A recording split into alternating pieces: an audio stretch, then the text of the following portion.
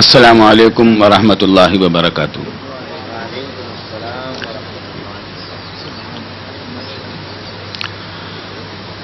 نحمده ونصلی علی رسوله الکریم، اما بعد فاعوذ باللہ من الشیطان الرجیم، بسم اللہ الرحمن الرحیم۔ فلولا نفر من كل فرقة منهم طائفة ليتفقهوا في الدين وَلِيُنذِرُوا قَوْمَهُمْ إِذَا رَجَعُوا إِلَيْهِمْ لَعَلَّهُمْ يَحْذَرُونَ۔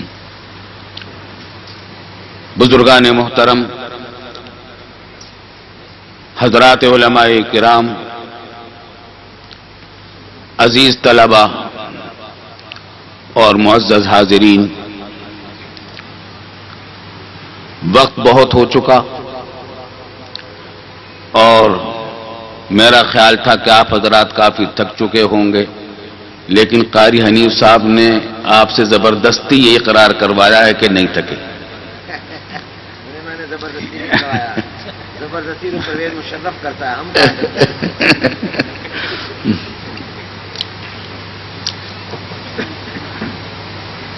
باتیں تو الحمدللہ بہت اہم ہو گئی ہیں اور مفید باتیں ہوئی ہیں، لیکن پھر میں وہیں لوٹتا ہوں اپنے اس جامعہ کی طرف اور اس کے منبع دارالعلوم دیوبند کی طرف۔ الحمدللہ اس ناچیز کو بھی اس عظیم جامعہ اشرفیہ کا ایک حقیر بالکل ابتدائی درجے کا طالب علم ہونے کی سعادت حاصل ہے، اور وہ اس طرح کے تقریباً سن 49 کی بات ہے کہ ہمارے بڑے بھائی جناب محمد ذکی کیفی صاحب مرحوم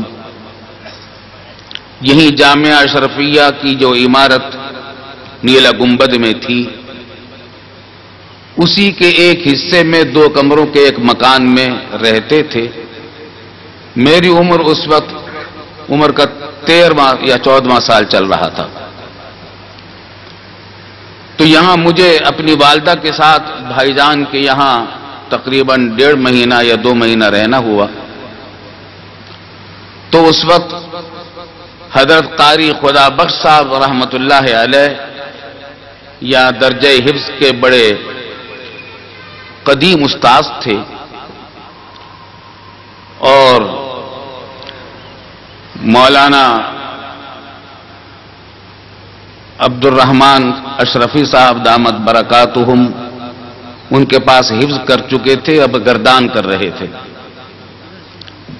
میرا حفظ کا دور چل رہا تھا، کراچی سے 15 پارے حفظ ہو چکے تھے، تو مجھے 16واں پارہ حفظ کرنے کی سعادت ملی یہیں قاری خدا بخش صاحب رحمت اللہ علیہ کے پاس، جبکہ مولانا عبد الرحمن اشرفی صاحب کے چھوٹے بھائی حضرت مولانا عبد الکریم صاحب رحمت اللہ علیہ جو وفات پا چکے ہیں وہ حفظ کر رہے تھے، اور ہمارے برادر عزیز مولانا حافظ فضل الرحیم صاحب بھی حفظ کر رہے تھے۔ تو اس طریقے سے الحمدللہ مجھے 15واں پارہ یہیں حفظ کرنے کی سعادت نصیب ہوئی ہے، تو میں یہاں کے درجے حفظ کا طالب علم رہا ہوں الحمدللہ۔ اللہ تعالیٰ اس جامعہ کی برکات سے ہم سب کو مالا مال فرمائے۔ یہاں وہ طرح طرح کے مناظر میں نے دیکھے ہیں، اپنے والد ماجد رحمت اللہ علیہ کے ساتھ حاضری ہوتی تھی، حضرت مولانا مفتی محمد حسن صاحب نبر اللہ مرقدہ، اور ان کے پاس پھر حضرت مولانا رسول خان صاحب، پھر اس کے بعد حضرت مولانا ادریس صاحب کاندھلوی رحمت اللہ علیہ، ان کی زیارت نصیب ہوتی تھی، ان کی مجلسوں میں بھی حاضری کی سعادت نصیب ہوئی، اور حضرت مفتی محمد حسن صاحب رحمت اللہ علیہ کی ذات گرامی ایسی مجمع الفرق سمجھ لیجئے، مجمع المسالک سمجھ لیجئے، مجمع المشارب سمجھ لیجئے، ایسی ہستی تھی کہ تمام مکاتب فکر کے علماء حضرت مفتی صاحب رحمۃ اللہ علیہ کی خدمت میں حاضر ہوا کرتے تھے. تو یوں تو یادیں بہت ساری ہیں، کوئی ایک بات بھی بیان کروں تو وقت کافی لگ جائے گا، لیکن چونکہ ایک پیغام بھی دینا چاہتا ہوں جو میں نے اپنے والد ماجد رحمۃ اللہ علیہ سے اور اپنے بزرگوں سے سنا. حاصل اس کا یہ ہے کہ دارالعلوم دیوبند کی جو خصوصیات تھیں، جس کی وجہ سے اس کا فیض پوری دنیا میں پھیلا، اور آج کسی مبالغے کے بغیر یہ بات پورے وثوق اور اعتماد اور پورے اطمینان کے ساتھ کہی جا سکتی ہے کہ دنیا کے کسی بھی علاقے میں جہاں کہیں دین کا کام ہو رہا ہے وہاں دارالعلوم کے فیض کا کچھ نہ کچھ حصہ ضرور موجود ہے. اور بیشتر علاقوں میں تو دارالعلوم دیوبندی کا فیض سب سے زیادہ نظر آتا ہے. دارالعلوم دیوبند سے جو شاخیں نکلی، مدرسے اور جامعات قائم ہوئے، مدارس قائم ہوئے، شخصیات تیار ہوئیں، آفتاب و مہتاب تیار ہو کر نکلے، ان کی روشنی اور ان کا نور الحمدللہ آج دنیا میں ہر جگہ نظر آ رہا ہے. اپنے والد ماجد رحمۃ اللہ علیہ سے جو ہم نے خصوصیات دارالعلوم دیوبند کی سنی، ان کا خلاصہ میں 3 چیزیں سمجھتا ہوں. ایک یہ کہ ان حضرات کو اللہ رب العالمین نے علم کی ایسی لگن اور دھن دی تھی کہ اس کے حصول کے لیے انہوں نے ہر قسم کی قربانیاں بھی دی، محنتیں ایسی برداشت کی کہ جس کی مثالیں آج تلاش کرنا آسان نہیں، اور پھر پوری عمر اس علم کی آبیاری میں اور اس کو علم کو بڑھانے میں لگائی، اور آخر وقت تک علم کی پیاس ان کے اندر بڑھتی ہی چلی گئی، پیاس گھٹی نہیں. انہوں نے کبھی حاصل شدہ علم پر قناعت نہیں کی، وہ ہمیشہ زیادہ کی کوشش میں رہے. قرآن کریم نے بھی ہم کو یہ تعلیم دی کہ یہ دعا کی جائے، رب زدنی علما، یا اللہ ہمارے علم میں اضافہ فرما. ہمارے بزرگان دیوبند اس علمی پیاس کا جیتا جاگتا نمونہ تھے. میں ایک واقعہ سناتا ہوں جو میں نے اپنے والد ماجد حضرت مولانا مفتی محمد شفیع صاحب رحمۃ اللہ علیہ سے سنا. اپنے استاذ محترم حضرت مولانا انور شاہ کشمیری رحمۃ اللہ علیہ کے واقعات کثرت سے سنایا کرتے تھے، دوسرے بزرگوں کے واقعات بھی سناتے تھے. یہ واقعہ بھی میں نے کئی مرتبہ سنا جو میں عرض کر رہا ہوں. اور قبل اس کے کہ وہ واقعہ بیان کروں، یہ عرض کروں کہ حضرات اہل علم کا مجمع ہے، اور ہمارے مدارس کے علماء اور طلباء یہ جانتے ہیں کہ حضرت مولانا سید انور شاہ کشمیری رحمۃ اللہ علیہ کو اللہ تعالیٰ نے کیسا علم، کیسی ذہانت اور کیسا عجیب و غریب حافظہ عطا فرمایا تھا. حافظہ تو حیرت ناک تھا. تو جو واقعہ میں سنانا چاہتا ہوں اس سے پہلے ان کے ایک حافظے کا واقعہ سنا رہا ہوں. والد صاحب رحمۃ اللہ علیہ فرماتے ہیں کہ بخاری شریف کا درس ہو رہا تھا اور ہم حضرت کا درس لکھتے جاتے تھے. حضرت کا درس اردو میں ہوتا تھا، لیکن ہم اس کو عربی میں اس واسطے لکھتے تھے کہ عربی میں عبارت مختصر عبارت میں آسانی سے لکھا جاتا ہے. تو اثناء درس میں ایک طالب علم نے اچھا حضرت شاہ صاحب کا جب کلام چلتا تھا تو ایک مسئلے پر گفتگو چلی، تو اس پر پھر دوسرا، اس مسئلے پر اقوال مختلف، پھر ان کے دلائل پر کلام پر پھر دلائل کے پھر جوابات. اس میں بعض اوقات ضمنی مسائل بھی آ جاتے تھے. اسی طریقے کے کسی ضمنی مسئلے میں کوئی گفتگو فرما رہے تھے تو ایک طالب علم نے سوال کر لیا اس ضمنی مسئلے سے متعلق، جس کا اس دن کی حدیث سے کوئی تعلق نہیں تھا، تو غیر متعلق، اس دن کے سبق سے غیر متعلق سوال تھا۔ تو حضرت نے فرمایا کہ بھائی آپ نے سوال بڑا اچھا کیا، اس کا جواب علامہ ابن الہمام نے فتح القدیر میں یہ دیا ہے، اور یہ کہہ کر فتح القدیر کی عبارت حفظ پڑھنی شروع کی۔ فرماتے ہیں کہ ایک جملہ، دو جملے، تین جملے، اب وہ ہے کہ عبارت پڑھتے چلے جا رہے ہیں حفظ۔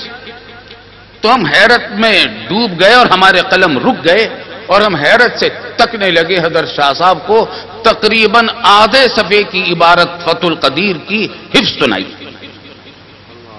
اور فتح القدیر کا آدھا صفحہ آپ جانتے ہیں باریک ٹائپ پر چھپی ہوئی ہے، تو اگر اب کمپوز کیا جائے تو وہ ایک صفحہ بنتا ہے کم از کم۔ فرماتے ہیں کہ جب حیرت سے ہم تکنے لگے تو حضرت کو بھی خیال ہوا، تو فرمایا کہ جاہلین، حضرت شاہ صاحب رحمۃ اللہ علیہ اپنے شاگردوں کو پیار میں جاہلین کہا کرتے، جاہلین یہ سمجھتے ہوگے کہ یہ فتح القدیر کی عبارت میں آج ہی دیکھ کر آیا ہوں، ایسا نہیں ہے۔ فلاں سن میں اتنے سال پہلے مجھے سفر پیش آیا لکھنؤ کا، 1-2 دن کا کام تھا، مگر اس کام کی وجہ سے مجھے 8-10 دن رکنا پڑ گیا۔ میزبان کے پاس ٹھہرا ہوا تھا، اب میرے پاس کوئی اور مشغلہ نہیں تھا، اس کام میں روزانہ ایک تھوڑا ہی وقت لگانا پڑتا تھا، باقی وقت فارغ تھا، دل پریشان ہونے لگا۔ تو میں نے ان سے پوچھا تو ہمارے پاس کوئی کتاب ہے؟ تو انہوں نے کہا کہ ہمارے ابا جان کے زمانے کی ایک کتاب رکھی ہے الماری میں، وہ دیکھ لیجئے، عربی میں ہے۔ تو کہ مجھے لے گئے تو وہ کتاب دکھائی تو فتح القدیر تھی 6 جلدوں میں۔ فرمایا کہ وہ 8 دن جو تھے ان میں فتح القدیر کی سب جلدوں کا اس دن مطالعہ کیا تھا میں نے وہاں، اور یہ عبارت بھی اسی وقت پڑھی تھی۔ اس وقت کی عبارت، کتنے سال پرانی عبارت آج ہم پڑھ کے سنا رہے تھے۔ اچھا، اور حیرت کی بات، اور 8 دن میں مطالعہ کیا فتح القدیر کا، اور اتنا جلدی، اتنا تیز مطالعہ، پھر گہرا کتنا، اس کا اندازہ آپ اس سے کیجئے کہ ایک موقع پر حضرت شاہ صاحب رحمۃ اللہ علیہ نے فرمایا کہ فتح القدیر میں جتنی احادیث پر بحث علامہ ابن الہمام نے کی ہے، وہ ساری احادیث علامہ ذیلی کے نصب الرایہ سے ماخوذ ہیں۔ آپ اندازہ کیجئے، یہ بات وہ کہہ سکتا ہے جس نے فتح القدیر کو بھی حفظ کیا ہو اور نصب الرایہ کو بھی۔ اور آگے فرماتے ہیں، پہلے فرمایا کہ جتنی حدیثیں فتح القدیر میں آئی ہیں وہ ساری کی ساری نصب الرایہ سے لی ہیں علامہ ابن الہمام نے، سوائے 3 حدیثوں کے، سوائے 3 حدیثوں کے۔ یہ 3 حدیثوں کا جو استثناء ہے، یہ سوائے اس کے شخص کے نہیں کر سکتا جس کو نصب الرایہ بھی ازبر یاد ہو اور فتح القدیر بھی ازبر یاد ہو۔ حافظے کا تو یہ عالم۔ اب دیکھیے علم کی پیاس۔ والد صاحب رحمۃ اللہ علیہ فرماتے تھے کہ میرے استاد علامہ شبیر احمد صاحب عثمانی راوی ہیں اس واقعے کے کہ جب حضرت شاہ صاحب رحمۃ اللہ علیہ مرض وفات میں تھے تو سب کو ہر وقت فکر لگی ہوئی تھی کہ پتہ نہیں کب یہ حادثہ پیش آ جائے گا۔ تو ایک رات میں، اخیر شب میں، یہ شہرت ہو گئی دیوبند میں کہ حضرت کی وفات ہو گئی۔ علامہ شبیر احمد صاحب عثمانی رحمۃ اللہ علیہ فرماتے ہیں کہ میں بے چین ہو کر نکلا تو حضرت شاہ صاحب رحمۃ اللہ علیہ کا مکان محلہ خانقاہ میں تھا، دارالعلوم دیوبند کی بستی سے قدر باہر، بالکل کنارے پر۔ فرماتے ہیں کہ وہاں پہنچا تو دور سے دیکھا کہ حضرت کے مردانہ کمرے میں لائٹیں جل رہی، بجلی تو ہوتی نہیں تھی اس زمانے میں، روشنی۔ اس سے میرا ماتھا اور ٹھنکا کہ خبر صحیح معلوم ہوتی ہے۔ لیکن جا کر میں نے جو السلام علیکم کہا استیزان کے لیے، اجازت لینے کے لیے، تو اندر سے حضرت کی آواز آئی کہ آ جاؤ. اندر جا کر جو دیکھا تو منظر یہ تھا کہ مصلی پر بیٹھے تھے، ہاتھ میں فتاوی شامی تھی رد المحتار، اور لالٹین کے سامنے دو زانو بیٹھے جھکے ہوئے اس پر مطالعہ کر رہے تھے شامی کا. علامہ شبیر احمد صاحب عثمانی کو حیرت ہوئی کہ اتنے سخت بیمار ہیں اور اس وقت اس طریقے سے مطالعہ فرما رہے ہیں. اچھا، ہمیشہ حضرت شاہ صاحب رحمۃ اللہ علیہ کبھی ٹیک لگا کر مطالعہ نہیں فرماتے تھے. والد صاحب رحمۃ اللہ علیہ فرماتے ہیں کہ ہمیشہ کتاب کے تابع ہو کر بیٹھتے تھے، تو یوں جھک کر مطالعہ فرما رہے تھے. تو علامہ شبیر احمد صاحب عثمانی فرماتے ہیں کہ میں نے سلام کیا، خیریت پوچھی، پھر عرض کیا کہ حضرت ایک بات سمجھ میں نہیں آئی. فرمایا کیا؟ کہتے میں نے عرض کیا کہ حضرت یہ بات سمجھ میں نہیں آئی کہ اس وقت میں آپ کو کون سا ایسا مسئلہ پیش آ گیا تھا جس کا حکم آپ کو معلوم نہیں تھا، اور اگر کوئی ایسا مسئلہ پیش آ گیا تھا تو ہم غلام کہاں مر گئے تھے، آپ ہمیں خود حکم دے دیتے، آپ کو نکال کر دکھا دیتے، عرض کر دیتے. یہ بات سمجھ میں نہیں آئی. تو فرماتے ہیں کہ حضرت کا مزاج یہ تھا کہ بھول پن بہت تھا، اس قسم کی بات کا کوئی جواب ذرا جلدی نہیں دیتے تھے. کہتے تکنے لگے میرے چہرے کو اور پھر فرمایا کہ بھائی یہ بھی ایک بیماری ہے، یہ بھی ایک بیماری ہے. مسئلہ کوئی تلاش کرنا نہیں تھا، سارے معلوم تھے، لیکن مطالعے کے بغیر چین نہیں آتے. تو ان حضرات کا ایک خاص وصف یہ تھا کہ حاصل شدہ علم پر کبھی ان حضرات نے قناعت نہیں کی. والد صاحب رحمۃ اللہ علیہ فرماتے تھے کہ ایک زمانے میں فرمانے لگے کہ دیکھو قدیم فلسفہ تو اب قدیم ہو گیا، جدید فلسفہ بھی پڑھنا چاہیے. چنانچہ والد صاحب رحمۃ اللہ علیہ فرماتے تھے کہ ہمیں جدید فلسفہ بھی حضرت نے پڑھایا. تو یہ علم کی پیاس تھی جو بزرگان دیوبند میں الحمدللہ پائی گئی، اور خصوصیت کے ساتھ تھی. یہ خاص خصوصیت تھی دارالعلوم دیوبند کے ان اکابر کی. اور دوسری خصوصیت کہ علم کی گہرائی اور وسعت کے ساتھ ساتھ، علم ظاہر کی گہرائی اور وسعت کے ساتھ ساتھ باطن کی اور روحانیت کی تربیت، یہ ان کا خاص وصف امتیازی تھا. اور ان حضرات کا اخلاص، تواضع، تقوی ایسا تھا کہ اس کے حیرتناک واقعات در حقیقت صحابہ کرام کی یادوں کو تازہ کرتے ہیں.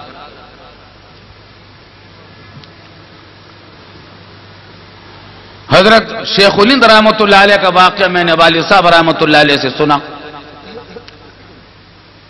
کہ حکیم الامت حضرت مولانا اشرف علی صاحب تھانوی نور اللہ مرقدہ جب دارالعلوم دیوبند سے فارغ التحصیل ہو کر کانپور تشریف لے گئے، وہاں مدرسے میں آپ پڑھاتے تھے.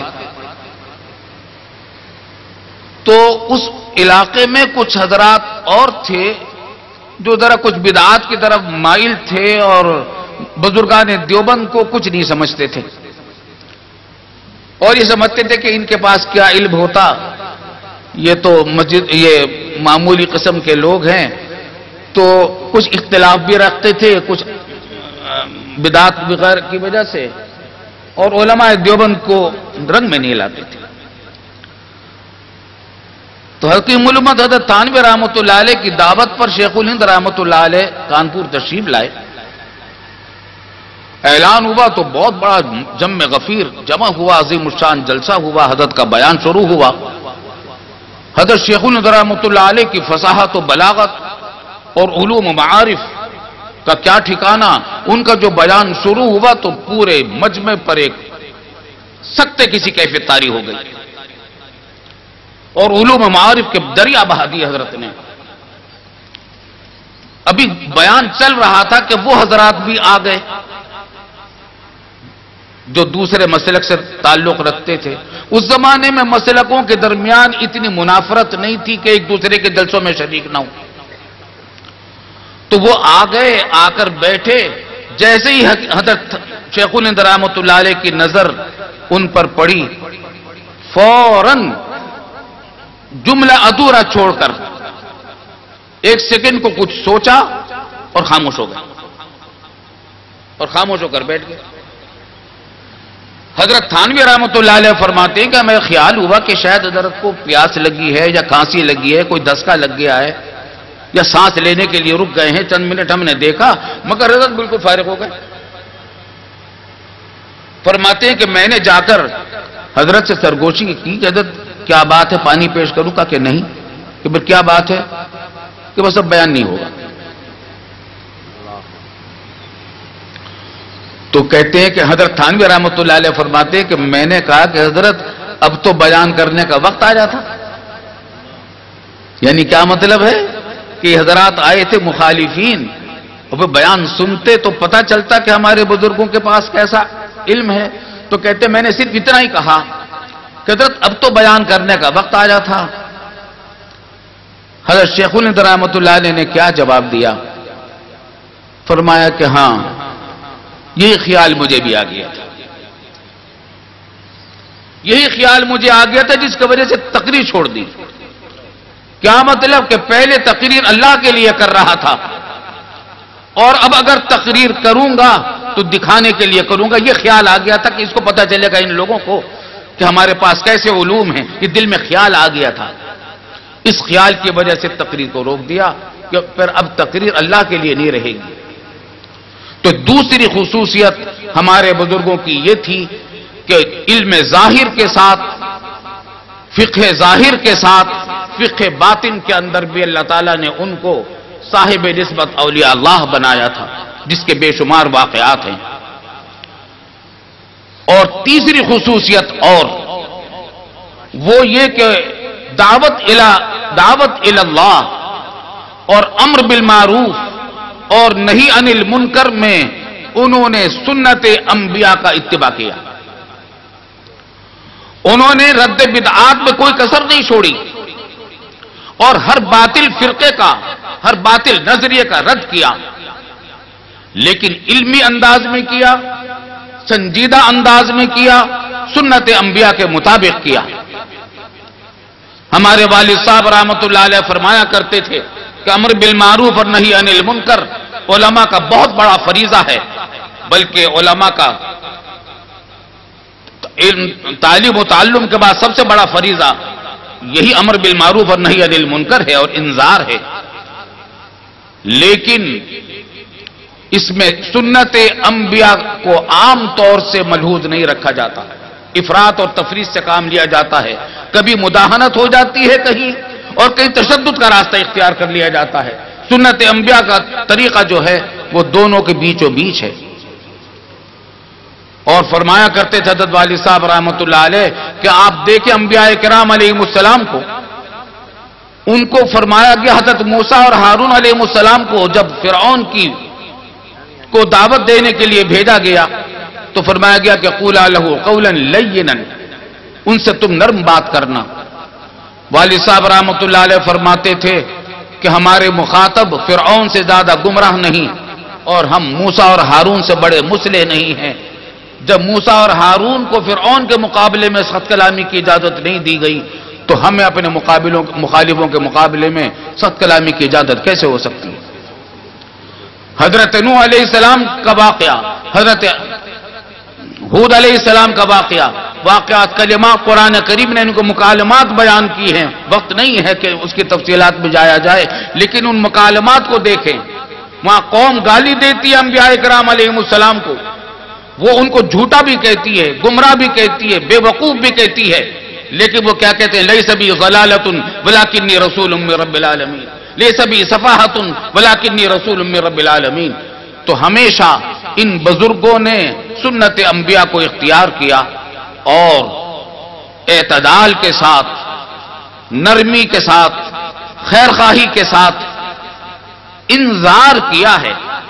انذار کے معنی اردو میں عام طور سے ترجمہ اس کا ڈرانا کر لیا جاتا ہے. والد صاحب رحمۃ اللہ علیہ فرماتے تھے کہ انذار ڈرانا اس کا پورا ترجمہ نہیں ہے. ڈرانا بچھو اور سانپ کا اور دشمن کا بھی ہوتا ہے، شیر کا بھی ہوتا ہے، لیکن اس کو انذار نہیں کہتے. انذار اس خاص ڈرانے کو کہتے ہیں جو ہمدردی اور خیر خواہی میں کسی کو تکلیف سے بچانے کے لیے ڈرایا جائے. جیسے کہ ماں کسی بچے کو ڈرائے جو انگارے کی طرف جا رہا ہے تو اس کو بتائے اور بچانے کے لیے کہے کہ بیٹا اس کے پاس نہ جانا، ہاتھ جل جائے گا.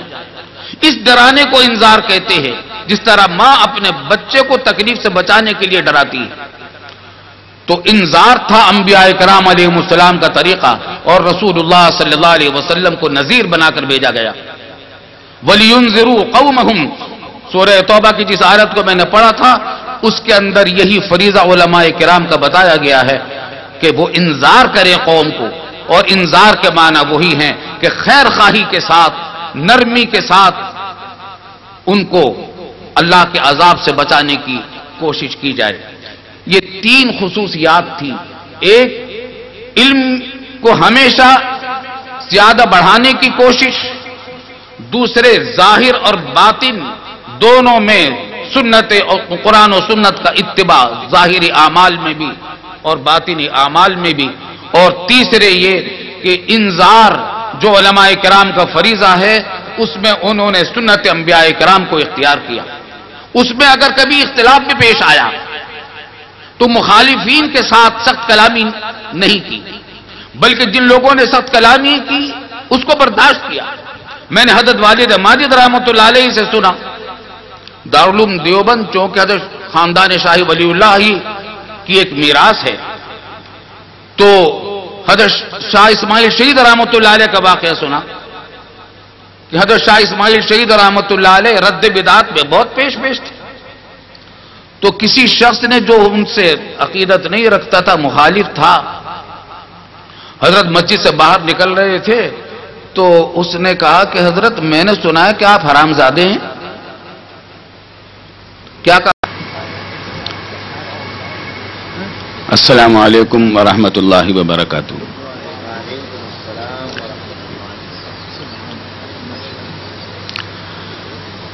نحمده ونصلي على رسوله الكريم. اما بعد فاعوذ بالله من الشيطان الرجيم. بسم الله الرحمن الرحيم. فلولا نفر من كل فرقة منهم طائفة ليتفقهوا في الدين وَلِيُنذِرُوا قَوْمَهُمْ إِذَا رَجَعُوا إِلَيْهِمْ لَعَلَّهُمْ يَحْذَرُونَ. بزرگان محترم، حضرات علماء کرام، عزیز طلبہ اور معزز حاضرین، وقت بہت ہو چکا اور میرا خیال تھا کہ آپ حضرات کافی تھک چکے ہوں گے، لیکن قاری حنیف صاحب نے آپ سے زبردستی یہ اقرار کروایا ہے کہ نہیں تھکے. میں نے زبردستی نہیں کروایا، زبردستی تو پرویز مشرف کرتا ہے. ہم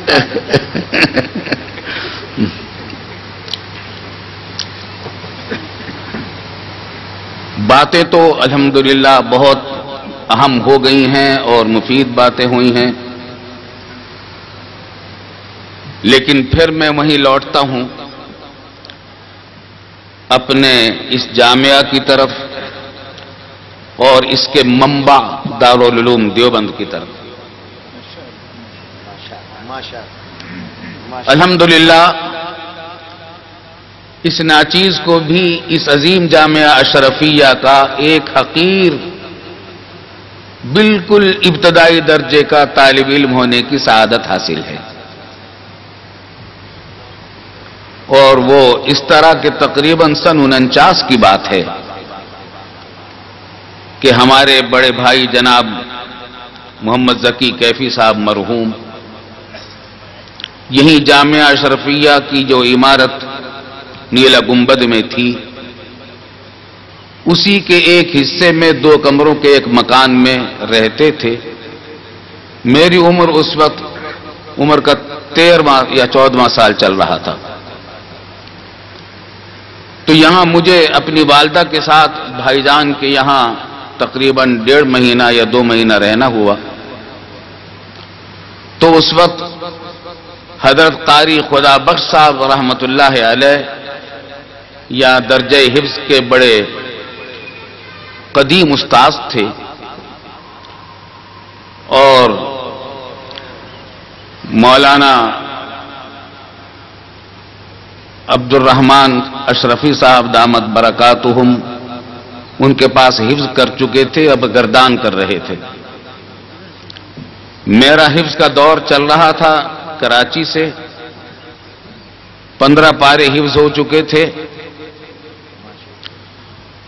تو مجھے 16واں پارہ حفظ کرنے کی سعادت ملی یہیں قاری خدا بخش صاحب رحمت اللہ علیہ کے پاس، جبکہ مولانا عبد الرحمن اشرفی صاحب کے چھوٹے بھائی حضرت مولانا عبد الکریم صاحب رحمت اللہ علیہ جو وفات پا چکے ہیں وہ حفظ کر رہے تھے، اور ہمارے برادر عزیز مولانا حافظ فضل الرحیم صاحب بھی حفظ کر رہے تھے. تو اس طریقے سے الحمدللہ مجھے 15واں پارہ یہیں حفظ کرنے کی سعادت نصیب ہوئی ہے. تو میں یہاں کے درجے حفظ کا طالب علم رہا ہوں الحمدللہ. اللہ تعالیٰ اس جامعہ کی برکات سے ہم سب کو مالا مال فرمائے. یہاں وہ طرح طرح کے مناظر میں نے دیکھے ہیں. اپنے والد ماجد رحمت اللہ علیہ کے ساتھ حاضری ہوتی تھی. حضرت مولانا مفتی محمد حسن صاحب نبر اللہ مرقدہ، اور ان کے پاس پھر حضرت مولانا رسول خان صاحب، پھر اس کے بعد حضرت مولانا ادریس صاحب کاندھلوی رحمت اللہ علیہ، ان کی زیارت نصیب ہوتی تھی. ان کے مجلسوں میں بھی حاضری کی سعادت نصیب ہوئی. اور حضرت مفتی محمد حسن صاحب رحمت اللہ علیہ کی ذات گرامی ایسی مجمع الفرق سمجھ لیجئے، مجمع المسالک سمجھ لیجئے، مجمع المشارب سمجھ لیجئے، ایسی ہستی تھی کہ تمام مکاتب فکر کے علماء حضرت مفتی صاحب رحمت اللہ علیہ کی خدمت میں حاضر ہوا کرتے تھے. تو یوں تو یادیں بہت ساری ہیں، کوئی ایک بات بھی بیان کروں تو وقت کافی لگ جائے گا، لیکن چونکہ ایک پیغام بھی دینا چاہتا ہوں جو میں نے اپنے والد ماجد رحمت اللہ علیہ سے اور اپنے بزرگوں سے سنا. حاصل اس کا یہ ہے کہ دارالعلوم دیوبند کی جو خصوصیات تھی، جس کی وجہ سے اس کا فیض پوری دنیا میں پھیلا، اور آج کسی مبالغے کے بغیر یہ بات پورے وثوق اور اعتماد اور پورے اطمینان کے ساتھ کہی جا سکتی ہے کہ دنیا کے کسی بھی علاقے میں جہاں کہیں دین کا کام ہو رہا ہے، وہاں دارالعلوم کے فیض کا کچھ نہ کچھ حصہ ضرور موجود ہے. اور بیشتر علاقوں میں تو دارالعلوم دیوبندی کا فیض سب سے زیادہ نظر آتا ہے. دارالعلوم دیوبند سے جو شاخیں نکلی، مدرسے اور جامعات قائم ہوئے، مدارس قائم ہوئے، شخصیات تیار ہوئیں، آفتاب و ماہتاب تیار ہو کر نکلے، ان کی روشنی اور ان کا نور الحمدللہ آج دنیا میں ہر جگہ نظر آ رہا ہے.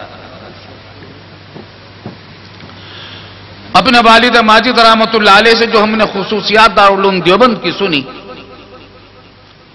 ان کا خلاصہ میں 3 چیزیں سمجھتا ہوں. ایک یہ کہ ان حضرات کو اللہ رب العالمین نے علم کی ایسی لگن اور دھن دی تھی کہ اس کے حصول کے لیے انہوں نے ہر قسم کی قربانیاں بھی دی، محنتیں ایسی برداشت کی کہ جس کی مثالیں آج تلاش کرنا آسان نہیں، اور پھر پوری عمر اس علم کی آبیاری میں اور اس کو علم کو بڑھانے میں لگائی، اور آخر وقت تک علم کی پیاس ان کے اندر بڑھتی ہی چلی گئی، پیاس گھٹی نہیں. انہوں نے کبھی حاصل شدہ علم پر قناعت نہیں کی. وہ ہمیشہ زیادہ کی کوشش میں رہے. قرآن کریم نے بھی ہم کو یہ تعلیم دی کہ یہ دعا کی جائے, رب زدنی علما, یا اللہ ہمارے علم میں اضافہ فرما. ہمارے بزرگان دیوبند اس علمی پیاس کا جیتا جاگتا نمونہ تھے. میں ایک واقعہ سناتا ہوں جو میں نے اپنے والد ماجد حضرت مولانا مفتی محمد شفیع صاحب رحمۃ اللہ علیہ سے سنا.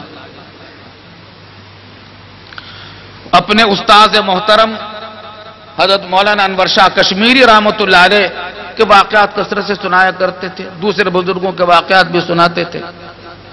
یہ واقعہ بھی میں نے کئی مرتبہ سنا جو میں عرض کر رہا ہوں.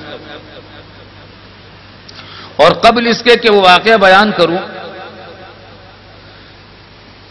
یہ عرض کروں کہ حضرات اہل علم کا مجمع ہے اور ہمارے مدارس کے علماء اور طلباء یہ جانتے ہیں کہ حضرت مولانا سید انور شاہ کشمیری رحمۃ اللہ علیہ کو اللہ تعالیٰ نے کیسا علم, کیسی ذہانت اور کیسا عجیب و غریب حافظہ عطا فرمایا تھا. حافظہ تو حیرت ناک تھا. تو جو واقعہ میں سنانا چاہتا ہوں اس سے پہلے ان کے ایک حافظے کا واقعہ سنا رہا ہوں. والد صاحب رحمۃ اللہ علیہ فرماتے ہیں کہ بخاری شریف کا درس ہو رہا تھا اور ہم حضرت کا درس لکھتے جاتے تھے. حضرت کا درس اردو میں ہوتا تھا لیکن ہم اس کو عربی میں اس واسطے لکھتے تھے کہ عربی میں عبارت مختصر عبارت میں آسانی سے لکھا جاتا ہے. تو اثناء درس میں ایک طالب علم نے حضرت شاہ صاحب کا جب کلام چلتا تھا تو ایک مسئلے پر گفتگو چلی تو اس پر پھر دوسرا, اس مسئلے پر اقوال مختلف, پھر ان کے دلائل پر کلام پر پھر دلائل کے پھر جوابات.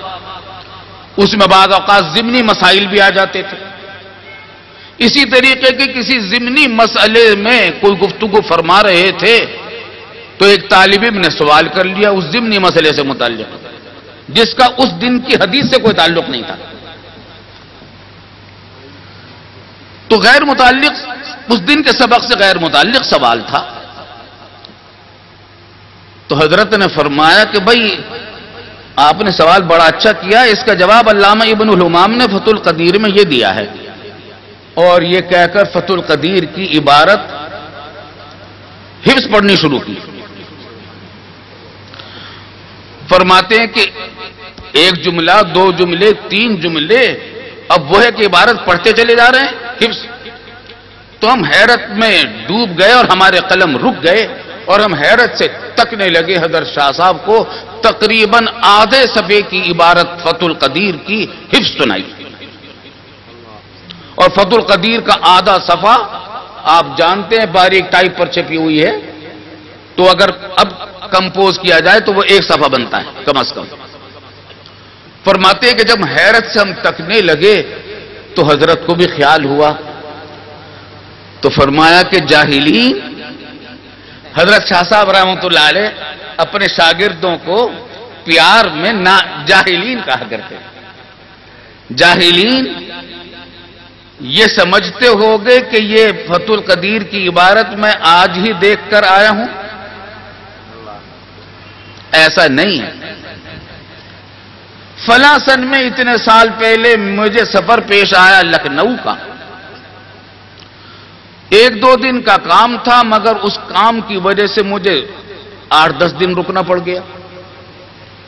میزبان کے پاس ٹھہرا ہوا تھا.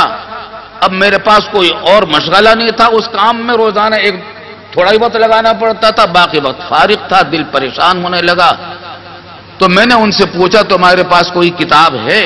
تو انہوں نے کہا کہ ہمارے ابا جان کے زمانے کی ایک کتاب رکھی ہے الماری میں, وہ دیکھ لیجئے, عربی میں ہے. تو کہ مجھے لے گئے تو وہ کتاب دکھائی تو فتح القدیر تھی 6 جلدوں میں. فرمایا کہ وہ 8 دن جو تھے ان میں فتح القدیر کی سب جلدوں کا اس دن مطالعہ کیا تھا میں نے وہاں, اور یہ عبارت بھی اسی وقت پڑھی تھی. اس وقت کی عبارت کتنے سال پرانی عبارت آج حفظ پڑھ کے سنا رہے تھے. اچھا، اور حیرت کی بات، اور 8 دن میں مطالعہ کیا فتح القدیر کا، اور اتنا جلدی اتنا تیز مطالعہ، پھر گہرا کتنا، اس کا اندازہ آپ اس سے کیجئے کہ ایک موقع پر حضرت شاہ صاحب رحمۃ اللہ علیہ نے فرمایا کہ فتح القدیر میں جتنی احادیث پر بحث علامہ ابن الہمام نے کی ہے، وہ ساری احادیث علامہ ذیلی کے نصب الرایہ سے ماخوذ ہیں. آپ اندازہ کیجئے، یہ بات وہ کہہ سکتا ہے جس نے فتح القدیر کو بھی حفظ کیا ہو اور نصب الرایہ کو بھی. اور آگے فرماتے ہیں، پہلے فرمایا کہ جتنی حدیثیں فتح القدیر میں آئی ہیں وہ ساری کی ساری نصب الرایہ سے لی ہیں علامہ ابن الہمام نے، سوائے 3 حدیثوں کے. سوائے 3 حدیثوں کے. یہ 3 حدیثوں کا جو استثناء ہے، یہ سوائے اس کے شخص کے نہیں کر سکتا جس کو نصب الرایہ بھی ازبر یاد ہو اور فتح القدیر بھی ازبر یاد ہو. حافظے کا تو یہ عالم. اب دیکھیے علم کی پیاس. والد صاحب رحمۃ اللہ علیہ فرماتے تھے کہ میرے استاد علامہ شبیر احمد صاحب عثمانی راوی ہے اس واقعے کے کہ جب حضرت شاہ صاحب رحمۃ اللہ علیہ مرض وفات میں تھے تو سب کو ہر وقت فکر لگی ہوئی تھی کہ پتہ نہیں کب یہ حادثہ پیش آ جائے گا. تو ایک رات میں اخیر شب میں یہ شہرت ہو گئی دیوبند میں کہ حضرت کی وفات ہو گئی. علامہ شبیر احمد صاحب عثمانی رحمۃ اللہ علیہ فرماتے ہیں کہ میں بے چین ہو کر نکلا تو حضرت شاہ صاحب رحمۃ اللہ علیہ کا مکان محلہ خانقاہ میں تھا، دارالعلوم دیوبند کی بستی سے قدر باہر بالکل کنارے پر. فرماتے ہیں کہ وہاں پہنچا تو دور سے دیکھا کہ حضرت کے مردانہ کمرے میں لائٹیں جل رہی. بجلی تو ہوتی نہیں تھی اس زمانے میں، روشنی. اس سے میرا ماتھا اور ٹھنکا کہ خبر صحیح معلوم ہوتی ہے. لیکن جا کر میں نے جو السلام علیکم کہا استیزان کے لیے، اجازت لینے کے لیے، تو اندر سے حضرت کی آواز آئی کہ آ جاؤ. اندر جا کر جو دیکھا تو منظر یہ تھا کہ مصلی پر بیٹھے تھے، ہاتھ میں فتاوی شامی تھی رد المحتار، اور لائٹین کے سامنے 2 زانو بیٹھے جھکے ہوئے اس پر مطالعہ کر رہے تھے شامی کا.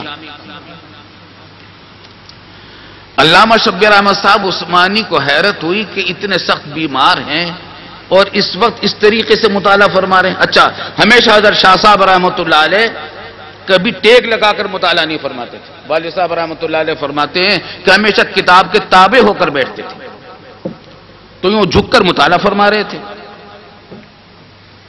تو علامہ شبیر احمد صاحب عثمانی فرماتے ہیں کہ میں نے سلام کیا، خیریت پوچھی، پھر عرض کیا کہ حضرت ایک بات سمجھ میں نہیں آئی.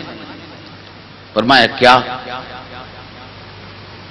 کہتے میں نے عرض کیا کہ حضرت یہ بات سمجھ میں نہیں آئی کہ اس وقت میں آپ کو کون سا ایسا مسئلہ پیش آ گیا تھا جس کا حکم آپ کو معلوم نہیں تھا، اور اگر کوئی ایسا مسئلہ پیش آ گیا تھا تو ہم غلام کہاں مر گئے تھے، آپ ہمیں حکم دے دیتے، آپ کو نکال کر دکھا دیتے، عرض کر دیتے. یہ بات سمجھ میں نہیں آئی. تو فرماتے ہیں کہ حضرت کا مزاج یہ تھا کہ بھول پن بہت تھا، اس قسم کی بات کا کوئی جواب ذرا جلدی نہیں دیتے تھے. کہتے تکنے لگے میرے چہرے کو اور پھر فرمایا کہ بھائی یہ بھی ایک بیماری ہے، یہ بھی ایک بیماری ہے. مسئلہ کوئی تلاش کرنا نہیں تھا، سارے معلوم تھے، لیکن مطالعے کے بغیر چین نہیں آتے. تو ان حضرات کا ایک خاص وصف یہ تھا کہ حاصل شدہ علم پر کبھی ان حضرات نے قناعت نہیں کی. والد صاحب رحمۃ اللہ علیہ فرماتے تھے کہ ایک زمانے میں فرمانے لگے کہ دیکھو قدیم فلسفہ تو اب قدیم ہو گیا، جدید فلسفہ بھی پڑھنا چاہیے. چنانچہ والد صاحب رحمۃ اللہ علیہ فرماتے تھے کہ ہمیں جدید فلسفہ بھی حضرت نے پڑھایا. تو یہ علم کی پیاس تھی جو بزرگان دیوبند میں الحمدللہ پائی گئی اور خصوصیت کے ساتھ تھی. یہ خاص خصوصیت تھی دارالعلوم دیوبند کے ان اکابر کی.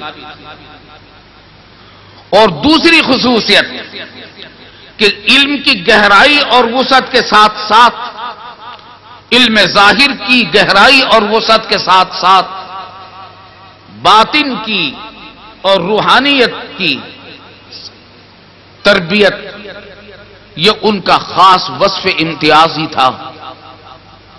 اور ان حضرات کا اخلاص، تواضع، تقوی ایسا تھا کہ اس کے حیرتناک واقعات در حقیقت صحابہ کرام کی یادوں کو تازہ کرتے ہیں.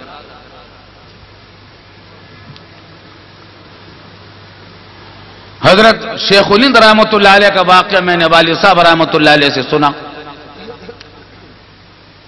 کہ حکیم الامت حضرت مولانا اشرف علی صاحب تھانوی نمبر اللہ مرقدہ جب دارالعلوم دیوبند سے فارغ التحصیل ہو کر کانپور تشریف لے گئے، وہاں مدرسے میں آپ پڑھاتے تھے.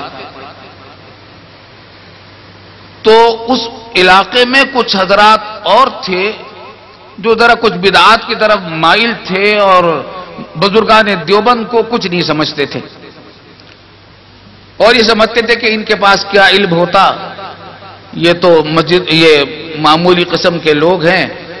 تو کچھ اختلاف بھی رکھتے تھے، کچھ بدعات بغیر کی وجہ سے، اور علماء دیوبند کو رنگ میں نہیں لاتے تھے. تو حکیم الامت حضرت تھانوی رحمۃ اللہ علیہ کی دعوت پر شیخ الہند رحمۃ اللہ علیہ کانپور تشریف لائے. اعلان ہوا تو بہت بڑا جمع غفیر جمع ہوا، عظیم الشان جلسہ ہوا، حضرت کا بیان شروع ہوا. حضرت شیخ الہند رحمۃ اللہ علیہ کی فصاحت و بلاغت اور علوم و معارف کا کیا ٹھکانہ. ان کا جو بیان شروع ہوا تو پورے مجمع پر ایک سکتے کسی کیفیت طاری ہو گئی، اور علوم و معارف کے دریا بہا دی حضرت نے. ابھی بیان چل رہا تھا کہ وہ حضرات بھی آ گئے جو دوسرے مسلک سے تعلق رکھتے تھے. اس زمانے میں مسلکوں کے درمیان اتنی منافرت نہیں تھی کہ ایک دوسرے کے جلسوں میں شریک نہ ہو. تو وہ آ گئے، آ کر بیٹھے. جیسے ہی حضرت شیخ الہند رحمۃ اللہ علیہ کی نظر ان پر پڑی، فوراً جملہ ادھورا چھوڑ کر ایک سیکنڈ کو کچھ سوچا اور خاموش ہو گئے، اور خاموش ہو کر بیٹھ گئے.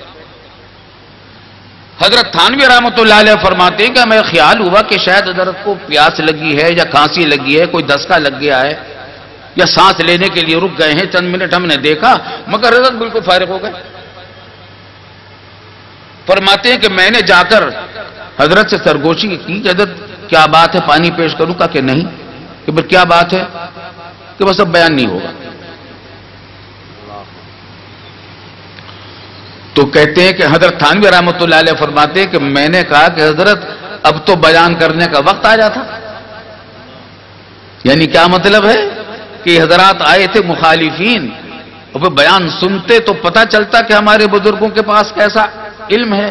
تو کہتے میں نے صرف اتنا ہی کہا کہ حضرت اب تو بیان کرنے کا وقت آ جاتا.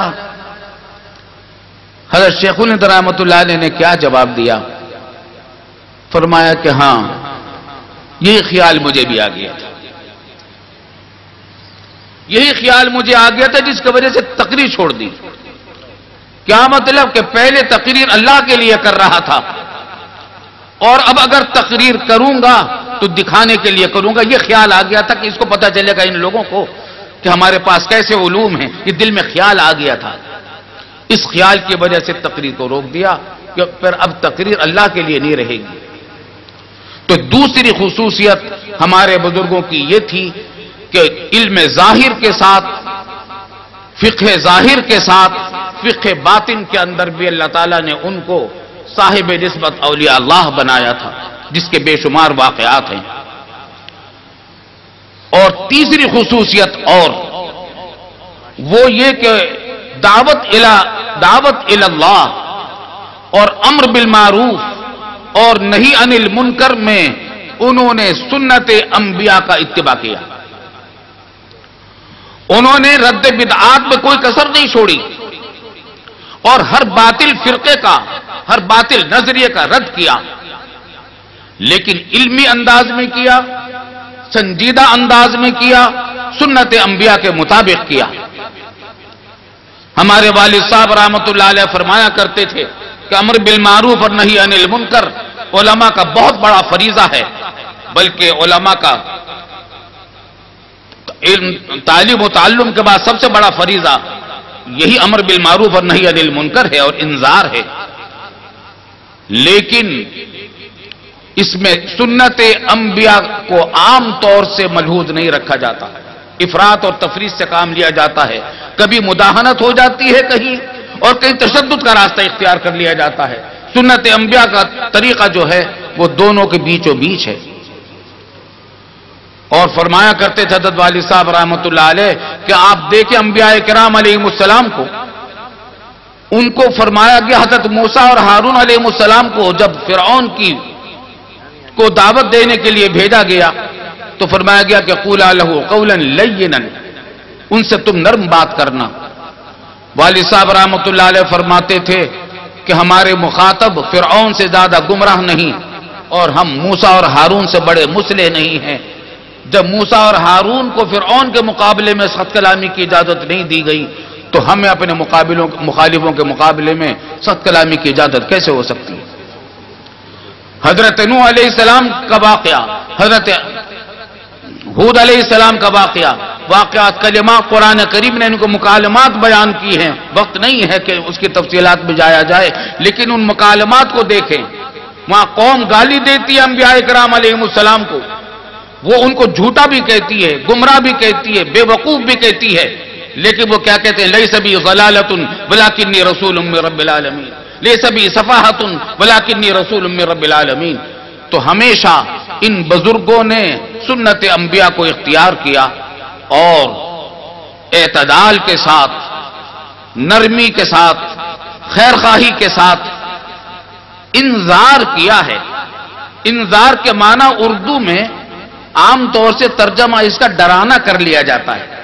والد صاحب رحمۃ اللہ علیہ فرماتے تھے کہ انذار، ڈرانا اس کا پورا ترجمہ نہیں ہے۔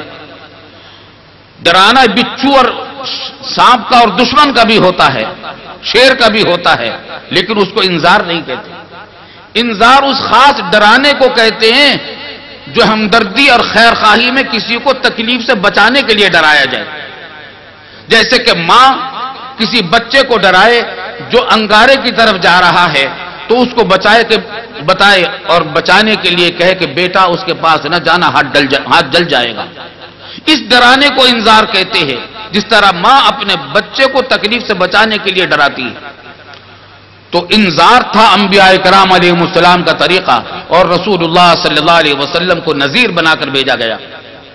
وَلِيُنذِرُوا قَوْمَهُمْ، سورہ توبہ کی جس آیت کو میں نے پڑھا تھا اس کے اندر یہی فریضہ علماء کرام کا بتایا گیا ہے کہ وہ انذار کریں قوم کو، اور انذار کے معنی وہی ہیں کہ خیر خواہی کے ساتھ، نرمی کے ساتھ ان کو اللہ کے عذاب سے بچانے کی کوشش کی جائے۔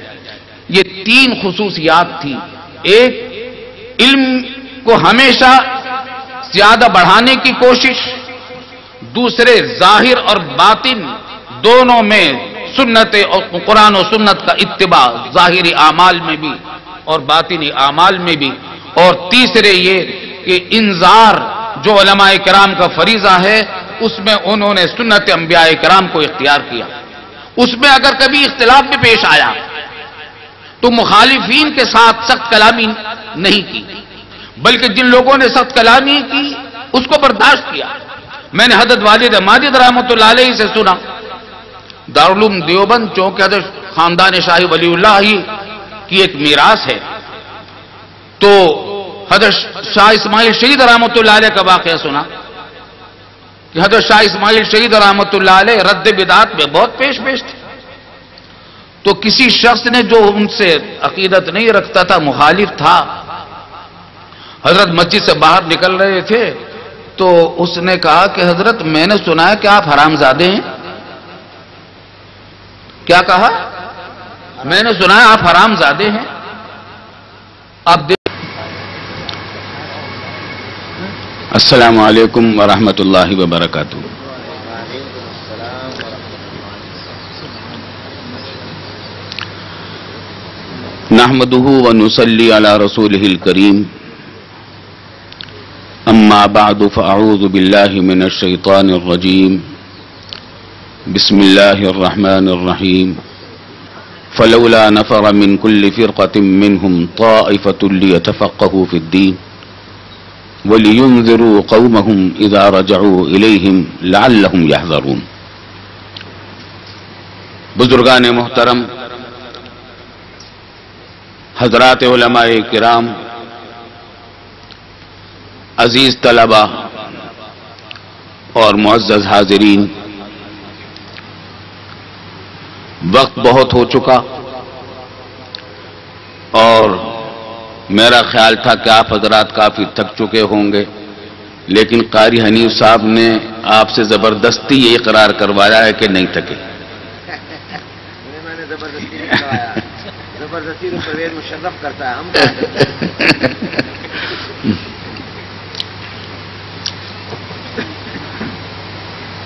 باتیں تو الحمدللہ بہت اہم ہو گئی ہیں اور مفید باتیں ہوئی ہیں،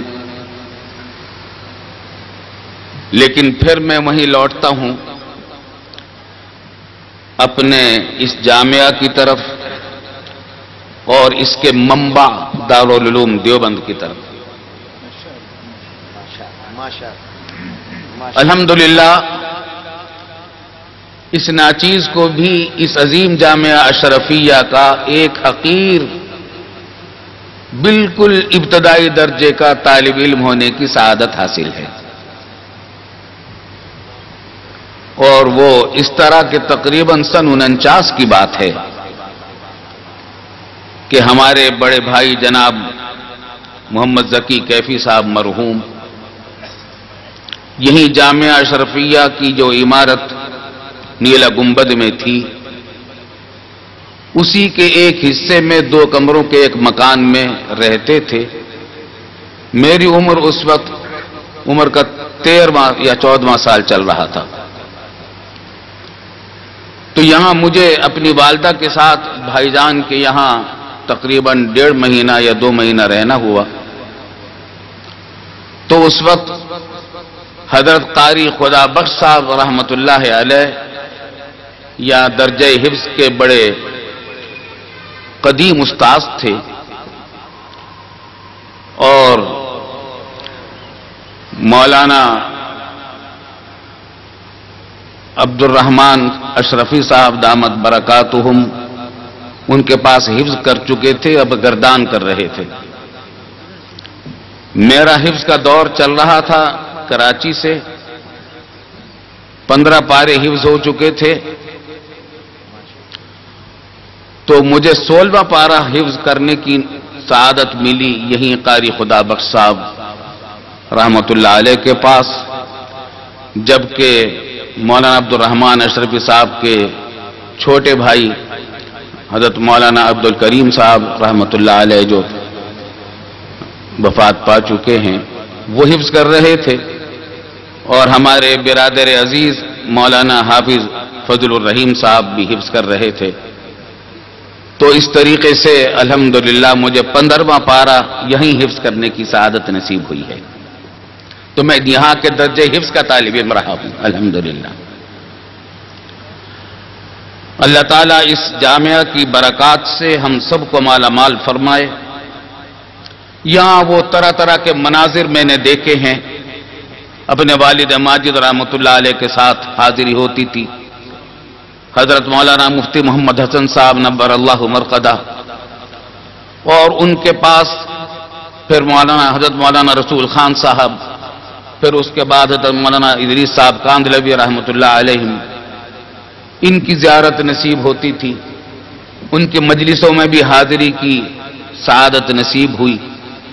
اور حضرت مفتی محمد حسن صاحب رحمۃ اللہ علیہ کی ذات گرامی ایسی مجمع الفرق سمجھ لیجئے، مجمع المسالک سمجھ لیجئے، مجمع المشارب سمجھ لیجئے، ایسی ہستی تھی کہ تمام مکاتب فکر کے علماء حضرت مفتی صاحب رحمۃ اللہ علیہ کی خدمت میں حاضر ہوا کرتے تھے. تو یوں تو یادیں بہت ساری ہیں، کوئی ایک بات بھی بیان کروں تو وقت کافی لگ جائے گا، لیکن چونکہ ایک پیغام بھی دینا چاہتا ہوں جو میں نے اپنے والد ماجد رحمۃ اللہ علیہ سے اور اپنے بزرگوں سے سنا.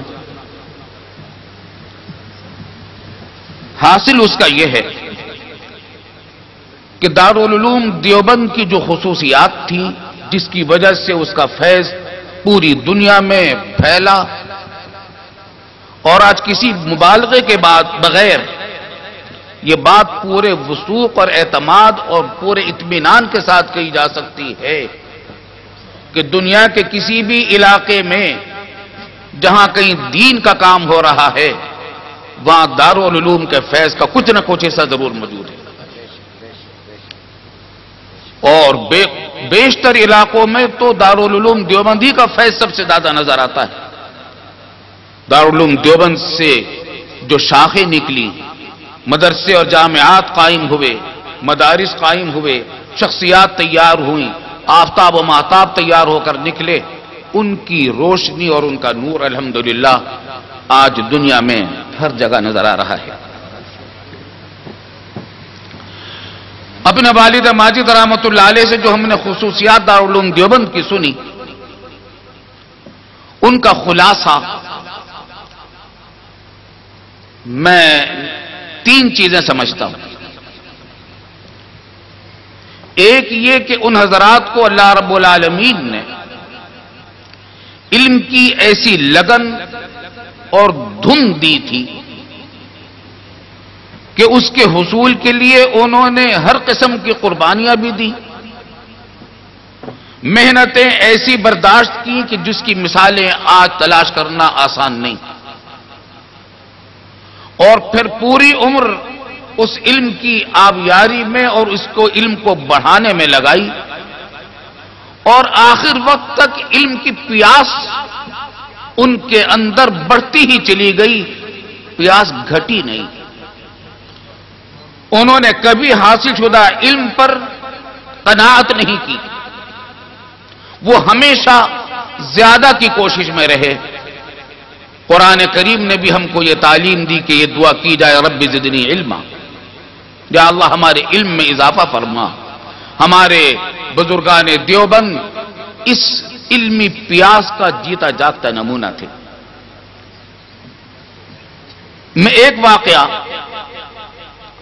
سناتا ہوں جو میں نے اپنے والد ماجد حضرت مولانا مفتی محمد شفیع صاحب رحمۃ اللہ علیہ سے سنا.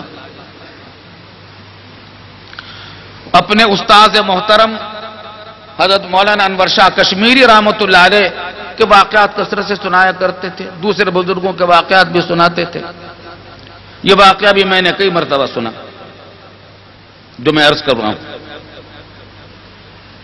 اور قبل اس کے کہ وہ واقعہ بیان کروں، یہ عرض کروں کہ حضرات اہل علم کا مجمع ہے، اور ہمارے مدارس کے علماء اور طلباء یہ جانتے ہیں کہ حضرت مولانا سید انور شاہ کشمیری رحمۃ اللہ علیہ کو اللہ تعالیٰ نے کیسا علم، کیسی ذہانت اور کیسا عجیب و غریب حافظہ عطا فرمایا تھا. حافظہ تو حیرت ناک تھا. تو جو واقعہ میں سنانا چاہتا ہوں اس سے پہلے ان کے ایک حافظے کا واقعہ سنا رہا ہوں. والد صاحب رحمۃ اللہ علیہ فرماتے ہیں کہ بخاری شریف کا درس ہو رہا تھا اور ہم حضرت کا درس لکھتے جاتے تھے. حضرت کا درس اردو میں ہوتا تھا، لیکن ہم اس کو عربی میں اس واسطے لکھتے تھے کہ عربی میں عبارت مختصر عبارت میں آسانی سے لکھا جاتا ہے. تو اثناء درس میں ایک طالب علم نے حضرت شاہ صاحب کا جب کلام چلتا تھا تو ایک مسئلے پر گفتگو چلی، تو اس پر پھر دوسرا اس مسئلے پر اقوال مختلف، پھر ان کے دلائل پر کلام پر پھر دلائل کے پھر جوابات. اس میں بعض اوقات ضمنی مسائل بھی آ جاتے تھے. اسی طریقے کے کسی ضمنی مسئلے میں کوئی گفتگو فرما رہے تھے تو ایک طالب علم نے سوال کر لیا اس ضمنی مسئلے سے متعلق جس کا اس دن کی حدیث سے کوئی تعلق نہیں تھا، تو غیر متعلق، اس دن کے سبق سے غیر متعلق سوال تھا۔ تو حضرت نے فرمایا کہ بھائی آپ نے سوال بڑا اچھا کیا، اس کا جواب علامہ ابن الہمام نے فتح القدیر میں یہ دیا ہے، اور یہ کہہ کر فتح القدیر کی عبارت حفظ پڑھنی شروع کی۔ فرماتے ہیں کہ ایک جملہ، دو جملے، تین جملے، اب وہ ہے کہ عبارت پڑھتے چلے جا رہے ہیں حفظ۔ تو ہم حیرت میں ڈوب گئے اور ہمارے قلم رک گئے اور ہم حیرت سے تکنے لگے حضرت شاہ صاحب کو تقریباً آدھے صفحے کی عبارت فتح القدیر کی حفظ سنائی، اور فتح القدیر کا آدھا صفحہ آپ جانتے ہیں باریک ٹائپ پر چھپی ہوئی ہے، تو اگر اب کمپوز کیا جائے تو وہ ایک صفحہ بنتا ہے کم از کم۔ فرماتے ہیں کہ جب حیرت سے ہم تکنے لگے تو حضرت کو بھی خیال ہوا، تو فرمایا کہ جاہلین، حضرت شاہ صاحب رحمۃ اللہ علیہ اپنے شاگردوں کو پیار میں جاہلین کہا کرتے، جاہلین یہ سمجھتے ہوگے کہ یہ فتح القدیر کی عبارت میں آج ہی دیکھ کر آیا ہوں، ایسا نہیں ہے۔ فلاں سن میں اتنے سال پہلے مجھے سفر پیش آیا لکھنؤ کا، 1-2 دن کا کام تھا، مگر اس کام کی وجہ سے مجھے 8-10 دن رکنا پڑ گیا۔ میزبان کے پاس ٹھہرا ہوا تھا، اب میرے پاس کوئی اور مشغلہ نہیں تھا، اس کام میں روزانہ تھوڑا ہی وقت لگانا پڑتا تھا، باقی وقت فارغ تھا، دل پریشان ہونے لگا۔ تو میں نے ان سے پوچھا تمہارے پاس کوئی کتاب ہے؟ تو انہوں نے کہا کہ ہمارے ابا جان کے زمانے کی ایک کتاب رکھی ہے الماری میں، وہ دیکھ لیجئے، عربی میں ہے۔ تو کہ مجھے لے گئے تو وہ کتاب دکھائی تو فتح القدیر تھی 6 جلدوں میں۔ فرمایا کہ وہ 8 دن جو تھے ان میں فتح القدیر کی سب جلدوں کا اس دن مطالعہ کیا تھا میں نے وہاں، اور یہ عبارت بھی اسی وقت پڑھی تھی۔ اس وقت کی عبارت، کتنے سال پرانی عبارت آج حفظ پڑھ کے سنا رہے تھے۔ اچھا، اور حیرت کی بات اور، 8 دن میں مطالعہ کیا فتح القدیر کا، اور اتنا جلدی، اتنا تیز مطالعہ، پھر گہرا کتنا، اس کا اندازہ آپ اس سے کیجئے کہ ایک موقع پر حضرت شاہ صاحب رحمۃ اللہ علیہ نے فرمایا کہ فتح القدیر میں جتنی احادیث پر بحث علامہ ابن الہمام نے کی ہے، وہ ساری احادیث علامہ ذیلی کے نصب الرایہ سے ماخوذ ہیں۔ آپ اندازہ کیجئے، یہ بات وہ کہہ سکتا ہے جس نے فتح القدیر کو بھی حفظ کیا ہو اور نصب الرایہ کو بھی۔ اور آگے فرماتے ہیں، پہلے فرمایا کہ جتنی حدیثیں فتح القدیر میں آئی ہیں وہ ساری کی ساری نصب الرایہ سے لی ہیں علامہ ابن الہمام نے، سوائے 3 حدیثوں کے، سوائے 3 حدیثوں کے۔ یہ 3 حدیثوں کا جو استثناء ہے، یہ سوائے اس کے شخص کے نہیں کر سکتا جس کو نصب الرایہ بھی ازبر یاد ہو اور فتح القدیر بھی ازبر یاد ہو۔ حافظے کا تو یہ عالم۔ اب دیکھیے علم کی پیاس۔ والد صاحب رحمۃ اللہ علیہ فرماتے تھے کہ میرے استاد علامہ شبیر احمد صاحب عثمانی راوی ہیں اس واقعے کے کہ جب حضرت شاہ صاحب رحمۃ اللہ علیہ مرض وفات میں تھے تو سب کو ہر وقت فکر لگی ہوئی تھی کہ پتہ نہیں کب یہ حادثہ پیش آ جائے گا۔ تو ایک رات میں اخیر شب میں یہ شہرت ہو گئی دیوبند میں کہ حضرت کی وفات ہو گئی۔ علامہ شبیر احمد صاحب عثمانی رحمۃ اللہ علیہ فرماتے ہیں کہ میں بے چین ہو کر نکلا تو حضرت شاہ صاحب رحمۃ اللہ علیہ کا مکان محلہ خانقاہ میں تھا، دارالعلوم دیوبند کی بستی سے قدر باہر، بالکل کنارے پر۔ فرماتے ہیں کہ وہاں پہنچا تو دور سے دیکھا کہ حضرت کے مردانہ کمرے میں لائٹیں جل رہی، بجلی تو ہوتی نہیں تھی اس زمانے میں، روشنی۔ اس سے میرا ماتھا اور ٹھنکا کہ خبر صحیح معلوم ہوتی ہے، لیکن جا کر میں نے جو السلام علیکم کہا استئذان کے لیے، اجازت لینے کے لیے، تو اندر سے حضرت کی آواز آئی کہ آ جاؤ.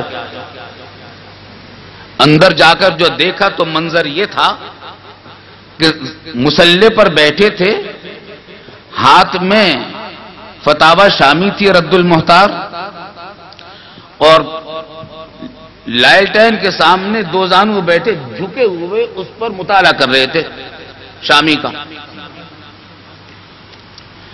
علامہ شبیر احمد صاحب عثمانی کو حیرت ہوئی کہ اتنے سخت بیمار ہیں اور اس وقت اس طریقے سے مطالعہ فرما رہے ہیں. اچھا، ہمیشہ حضرت شاہ صاحب رحمۃ اللہ علیہ کبھی ٹیک لگا کر مطالعہ نہیں فرماتے تھے. والد صاحب رحمۃ اللہ علیہ فرماتے ہیں کہ ہمیشہ کتاب کے تابع ہو کر بیٹھتے تھے، تو یوں جھک کر مطالعہ فرما رہے تھے.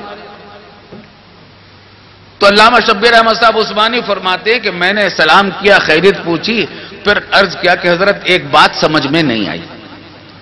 فرمایا کیا؟ کہتے میں نے عرض کیا کہ حضرت یہ بات سمجھ میں نہیں آئی کہ اس وقت میں آپ کو کون سا ایسا مسئلہ پیش آ گیا تھا جس کا حکم آپ کو معلوم نہیں تھا، اور اگر کوئی ایسا مسئلہ پیش آ گیا تھا تو ہم غلام کہاں مر گئے تھے، آپ ہمیں حکم دے دیتے، آپ کو نکال کر دکھا دیتے، عرض کر دیتے. یہ بات سمجھ میں نہیں آئی. تو فرماتے ہیں کہ حضرت کا مزاج یہ تھا کہ بھول پن بہت تھا، اس قسم کی بات کا کوئی جواب ذرا جلدی نہیں دیتے تھے. کہتے تکنے لگے میرے چہرے کو اور پھر فرمایا کہ بھائی یہ بھی ایک بیماری ہے، یہ بھی ایک بیماری ہے. مسئلہ کوئی تلاش کرنا نہیں تھا، سارے معلوم تھے، لیکن مطالعے کے بغیر چین نہیں آتے. تو ان حضرات کا ایک خاص وصف یہ تھا کہ حاصل شدہ علم پر کبھی ان حضرات نے قناعت نہیں کی. والد صاحب رحمۃ اللہ علیہ فرماتے تھے کہ ایک زمانے میں فرمانے لگے کہ دیکھو قدیم فلسفہ تو اب قدیم ہو گیا، جدید فلسفہ بھی پڑھنا چاہیے. چنانچہ والد صاحب رحمۃ اللہ علیہ فرماتے تھے کہ ہمیں جدید فلسفہ بھی حضرت نے پڑھا ہے. تو یہ علم کی پیاس تھی جو بزرگان دیوبند میں الحمدللہ پائی گئی، اور خصوصیت کے ساتھ تھی. یہ خاص خصوصیت تھی دارالعلوم دیوبند کے ان اکابر کی. اور دوسری خصوصیت کہ علم کی گہرائی اور وسعت کے ساتھ ساتھ، علم ظاہر کی گہرائی اور وسعت کے ساتھ ساتھ باطن کی اور روحانیت کی تربیت، یہ ان کا خاص وصف امتیازی تھا. اور ان حضرات کا اخلاص، تواضع، تقوی ایسا تھا کہ اس کے حیرتناک واقعات در حقیقت صحابہ کرام کی یادوں کو تازہ کرتے ہیں.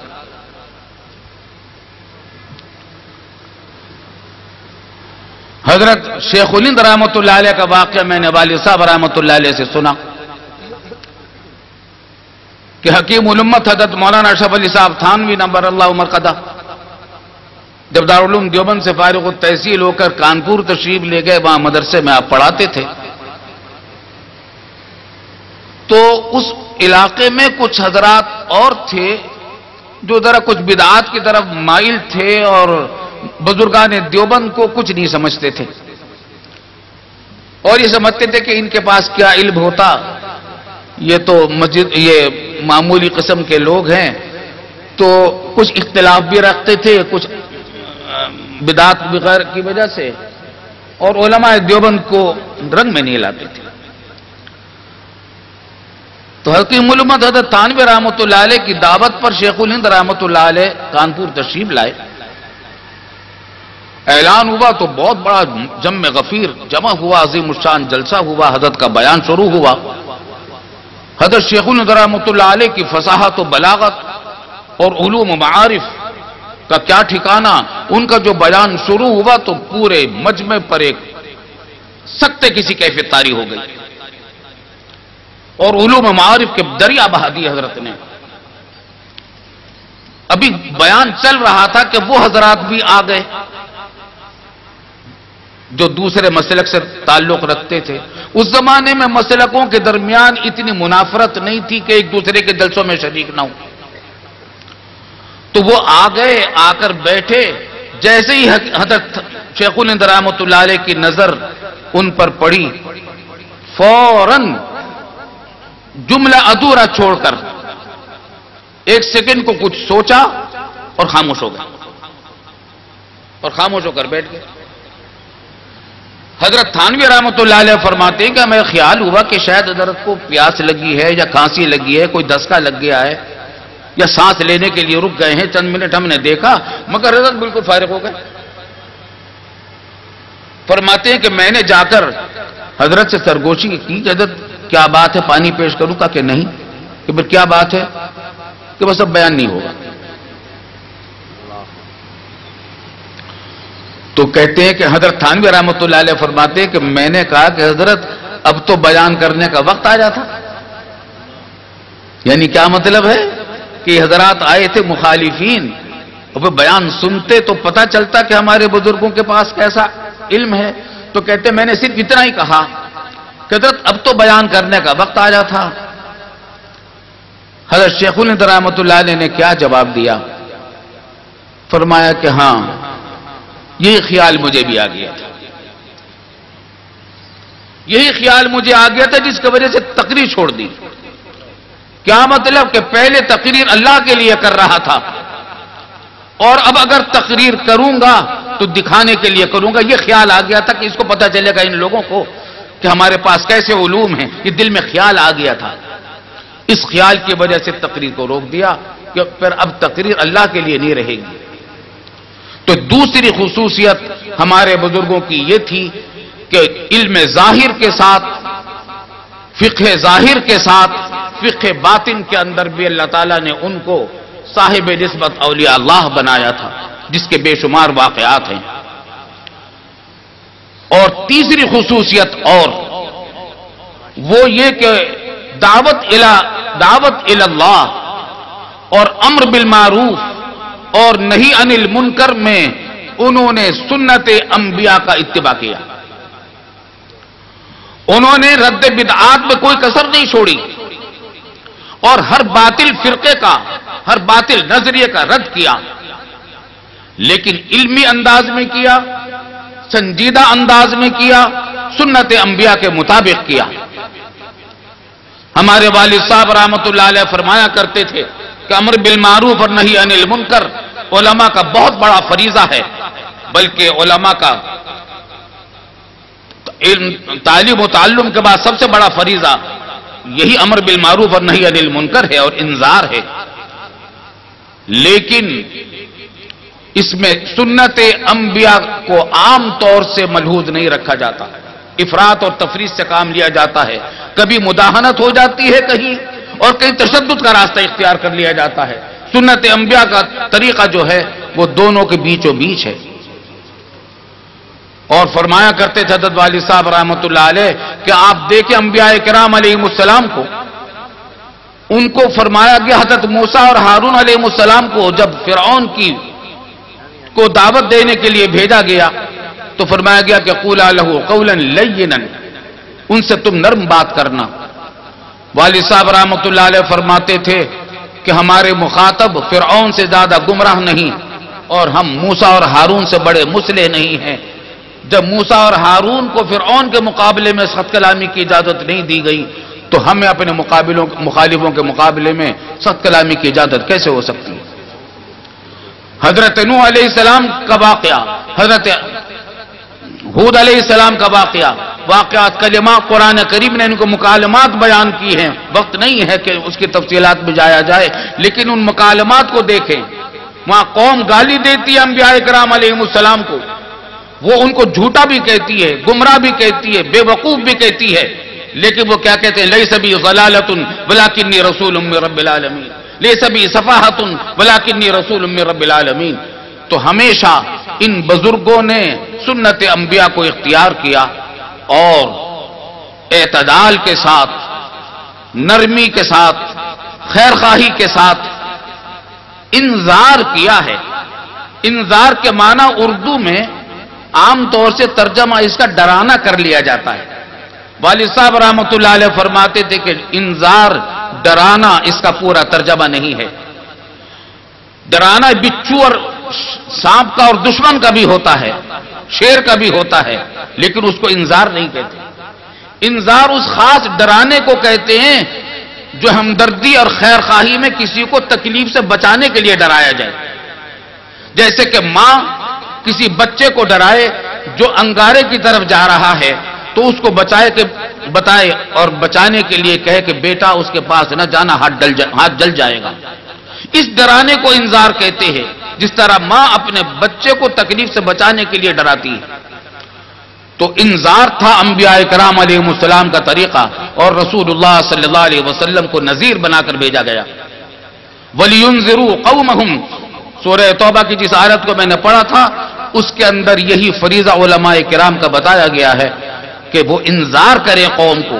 اور انذار کے معنی وہی ہیں کہ خیر خواہی کے ساتھ، نرمی کے ساتھ ان کو اللہ کے عذاب سے بچانے کی کوشش کی جائے. یہ 3 خصوصیات تھی. ایک، علم کو ہمیشہ زیادہ بڑھانے کی کوشش. دوسرے، ظاہر اور باطن دونوں میں سنت اور قرآن و سنت کا اتباع، ظاہری اعمال میں بھی اور باطنی اعمال میں بھی. اور تیسرے یہ کہ انذار جو علماء کرام کا فریضہ ہے اس میں انہوں نے سنت انبیاء کرام کو اختیار کیا. اس میں اگر کبھی اختلاف بھی پیش آیا تو مخالفین کے ساتھ سخت کلامی نہیں کی، بلکہ جن لوگوں نے سخت کلامی کی اس کو برداشت کیا. میں نے حضرت والد ماجد رحمۃ اللہ علیہ سے سنا، دارالعلوم دیوبند چونکہ حضرت خاندان شاہی ولی اللہ ہی کی ایک میراث ہے، تو حضرت شاہ اسماعیل شہید رحمۃ اللہ علیہ کا واقعہ سنا کہ حضرت شاہ اسماعیل شہید رحمۃ اللہ علیہ رد بدعات میں بہت پیش تھے. تو کسی شخص نے جو ان سے عقیدت نہیں رکھتا تھا، مخالف تھا، حضرت مسجد سے باہر نکل رہے تھے تو اس نے کہا کہ حضرت میں نے سنا ہے کہ آپ حرام زادے ہیں. کیا کہا؟ میں نے سنا ہے آپ حرام زادے ہیں. اب دیکھیے نا، میں مجھ جیسا کوئی آدمی ہو تو کیا جواب دے گا؟ غصہ آئے گا، گالی کا جواب گالی سے دینے کی کوشش کرے گا. فرمایا کہ بھئی آپ کو کسی نے غلط. السلام علیکم ورحمۃ اللہ وبرکاتہ.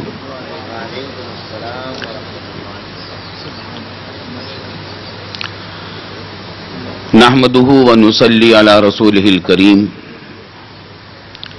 اما بعد فاعوذ بالله من الشيطان الرجيم. بسم الله الرحمن الرحيم.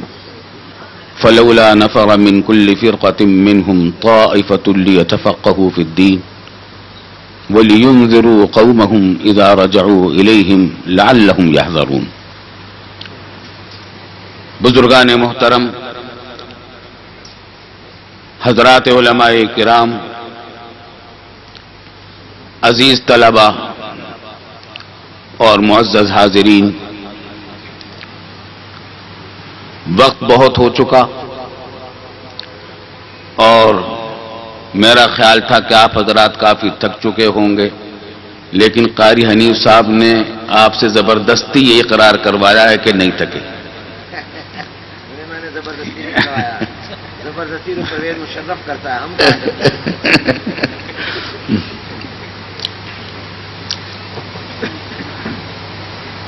باتیں تو الحمدللہ بہت اہم ہو گئی ہیں اور مفید باتیں ہوئی ہیں،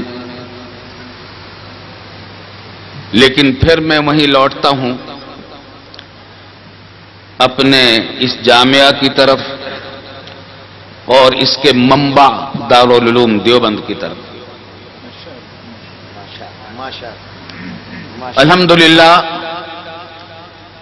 اس ناچیز کو بھی اس عظیم جامعہ اشرفیہ کا ایک حقیر بالکل ابتدائی درجے کا طالب علم ہونے کی سعادت حاصل ہے.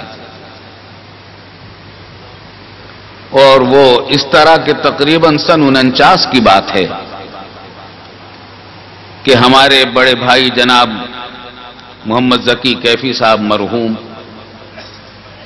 یہی جامعہ اشرفیہ کی جو عمارت نیلا گنبد میں تھی، اسی کے ایک حصے میں 2 کمروں کے ایک مکان میں رہتے تھے۔ میری عمر اس وقت عمر کا 13واں یا 14واں سال چل رہا تھا۔ تو یہاں مجھے اپنی والدہ کے ساتھ بھائی جان کے یہاں تقریباً 1.5 مہینہ یا 2 مہینہ رہنا ہوا۔ تو اس وقت حضرت قاری خدا بخش صاحب رحمت اللہ علیہ یا درجہ حفظ کے بڑے قدیم استاذ تھے، اور مولانا عبد الرحمن اشرفی صاحب دامت برکاتہم ان کے پاس حفظ کر چکے تھے، اب گردان کر رہے تھے۔ میرا حفظ کا دور چل رہا تھا کراچی سے، 15 پارے حفظ ہو چکے تھے، تو مجھے 16واں پارہ حفظ کرنے کی سعادت ملی یہیں قاری خدا بخش صاحب رحمت اللہ علیہ کے پاس، جبکہ مولانا عبد الرحمن اشرفی صاحب کے چھوٹے بھائی حضرت مولانا عبد الکریم صاحب رحمت اللہ علیہ جو وفات پا چکے ہیں وہ حفظ کر رہے تھے، اور ہمارے برادر عزیز مولانا حافظ فضل الرحیم صاحب بھی حفظ کر رہے تھے۔ تو اس طریقے سے الحمدللہ مجھے 15واں پارہ یہیں حفظ کرنے کی سعادت نصیب ہوئی ہے۔ تو میں یہاں کے درجے حفظ کا طالب علم رہا ہوں الحمدللہ۔ اللہ تعالیٰ اس جامعہ کی برکات سے ہم سب کو مالا مال فرمائے۔ یہاں وہ طرح طرح کے مناظر میں نے دیکھے ہیں، اپنے والد ماجد رحمت اللہ علیہ کے ساتھ حاضری ہوتی تھی، حضرت مولانا مفتی محمد حسن صاحب نبر اللہ مرقدہ، اور ان کے پاس پھر حضرت مولانا رسول خان صاحب، پھر اس کے بعد حضرت مولانا ادریس صاحب کاندھلوی رحمت اللہ علیہ، ان کی زیارت نصیب ہوتی تھی، ان کی مجلسوں میں بھی حاضری کی سعادت نصیب ہوئی، اور حضرت مفتی محمد حسن صاحب رحمت اللہ علیہ کی ذات گرامی ایسی مجمع الفرق سمجھ لیجئے، مجمع المسالک سمجھ لیجئے، مجمع المشارب سمجھ لیجئے، ایسی ہستی تھی کہ تمام مکاتب فکر کے علماء حضرت مفتی صاحب رحمت اللہ علیہ کی خدمت میں حاضر ہوا کرتے تھے۔ تو یہاں یوں تو یادیں بہت ساری ہیں، کوئی ایک بات بھی بیان کروں تو وقت کافی لگ جائے گا، لیکن چونکہ ایک پیغام بھی دینا چاہتا ہوں جو میں نے اپنے والد ماجد رحمت اللہ علیہ سے اور اپنے بزرگوں سے سنا۔ حاصل اس کا یہ ہے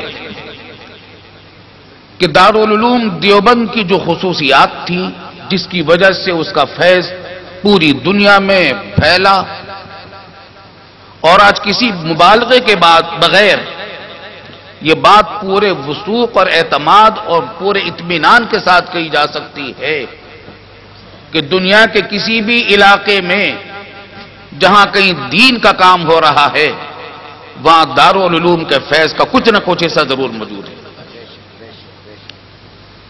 اور بیشتر علاقوں میں تو دارالعلوم دیوبندی کا فیض سب سے زیادہ نظر آتا ہے۔ دارالعلوم دیوبند سے جو شاخیں نکلی، مدرسے اور جامعات قائم ہوئے، مدارس قائم ہوئے، شخصیات تیار ہوئیں، آفتاب و ماہتاب تیار ہو کر نکلے، ان کی روشنی اور ان کا نور الحمدللہ آج دنیا میں ہر جگہ نظر آ رہا ہے۔ اپنے والد ماجد رحمت اللہ علیہ سے جو ہم نے خصوصیات دارالعلوم دیوبند کی سنی، ان کا خلاصہ میں 3 چیزیں سمجھتا ہوں۔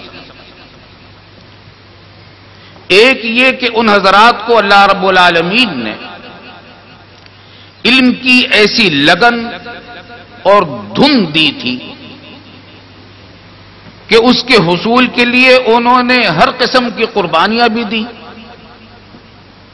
محنتیں ایسی برداشت کی کہ جس کی مثالیں آج تلاش کرنا آسان نہیں۔ اور پھر پوری عمر اس علم کی آبیاری میں اور اس کو علم کو بڑھانے میں لگائی، اور آخر وقت تک علم کی پیاس ان کے اندر بڑھتی ہی چلی گئی، پیاس گھٹی نہیں۔ انہوں نے کبھی حاصل شدہ علم پر قناعت نہیں کی، وہ ہمیشہ زیادہ کی کوشش میں رہے۔ قرآن کریم نے بھی ہم کو یہ تعلیم دی کہ یہ دعا کی جائے، رب زدنی علما، یا اللہ ہمارے علم میں اضافہ فرما۔ ہمارے بزرگان دیوبند اس علمی پیاس کا جیتا جاگتا نمونہ تھے۔ میں ایک واقعہ سناتا ہوں جو میں نے اپنے والد ماجد حضرت مولانا مفتی محمد شفیع صاحب رحمۃ اللہ علیہ سے سنا۔ اپنے استاذ محترم حضرت مولانا انور شاہ کشمیری رحمۃ اللہ علیہ کے واقعات کثرت سے سنایا کرتے تھے، دوسرے بزرگوں کے واقعات بھی سناتے تھے۔ یہ واقعہ بھی میں نے کئی مرتبہ سنا جو میں عرض کر رہا ہوں، اور قبل اس کے کہ وہ واقعہ بیان کروں، یہ عرض کروں کہ حضرات اہل علم کا مجمع ہے، اور ہمارے مدارس کے علماء اور طلباء یہ جانتے ہیں کہ حضرت مولانا سید انور شاہ کشمیری رحمۃ اللہ علیہ کو اللہ تعالیٰ نے کیسا علم، کیسی ذہانت اور کیسا عجیب و غریب حافظہ عطا فرمایا تھا۔ حافظہ تو حیرت ناک تھا۔ تو جو واقعہ میں سنانا چاہتا ہوں اس سے پہلے ان کے ایک حافظے کا واقعہ سنا رہا ہوں۔ والد صاحب رحمۃ اللہ علیہ فرماتے ہیں کہ بخاری شریف کا درس ہو رہا تھا اور ہم حضرت کا درس لکھتے جاتے تھے۔ حضرت کا درس اردو میں ہوتا تھا، لیکن ہم اس کو عربی میں اس واسطے لکھتے تھے کہ عربی میں عبارت مختصر عبارت میں آسانی سے لکھا جاتا ہے۔ تو اثناء درس میں ایک طالب علم نے حضرت شاہ صاحب کا جب کلام چلتا تھا تو ایک مسئلے پر گفتگو چلی، تو اس پر پھر دوسرا، اس مسئلے پر اقوال مختلف، پھر ان کے دلائل پر کلام پر پھر دلائل کے پھر جوابات، اس میں بعض اوقات ضمنی مسائل بھی آ جاتے تھے۔ اسی طریقے کے کسی ضمنی مسئلے میں کوئی گفتگو فرما رہے تھے تو ایک طالب علم نے سوال کر لیا اس ضمنی مسئلے سے متعلق، جس کا اس دن کی حدیث سے کوئی تعلق نہیں تھا، تو غیر متعلق، اس دن کے سبق سے غیر متعلق سوال تھا۔ تو حضرت نے فرمایا کہ بھائی آپ نے سوال بڑا اچھا کیا، اس کا جواب علامہ ابن الحمام نے فتح القدیر میں یہ دیا ہے، اور یہ کہہ کر فتح القدیر کی عبارت حفظ پڑھنی شروع کی۔ فرماتے ہیں کہ ایک جملہ، دو جملے، تین جملے، اب وہ ہے کہ عبارت پڑھتے چلے جا رہے ہیں حفظ۔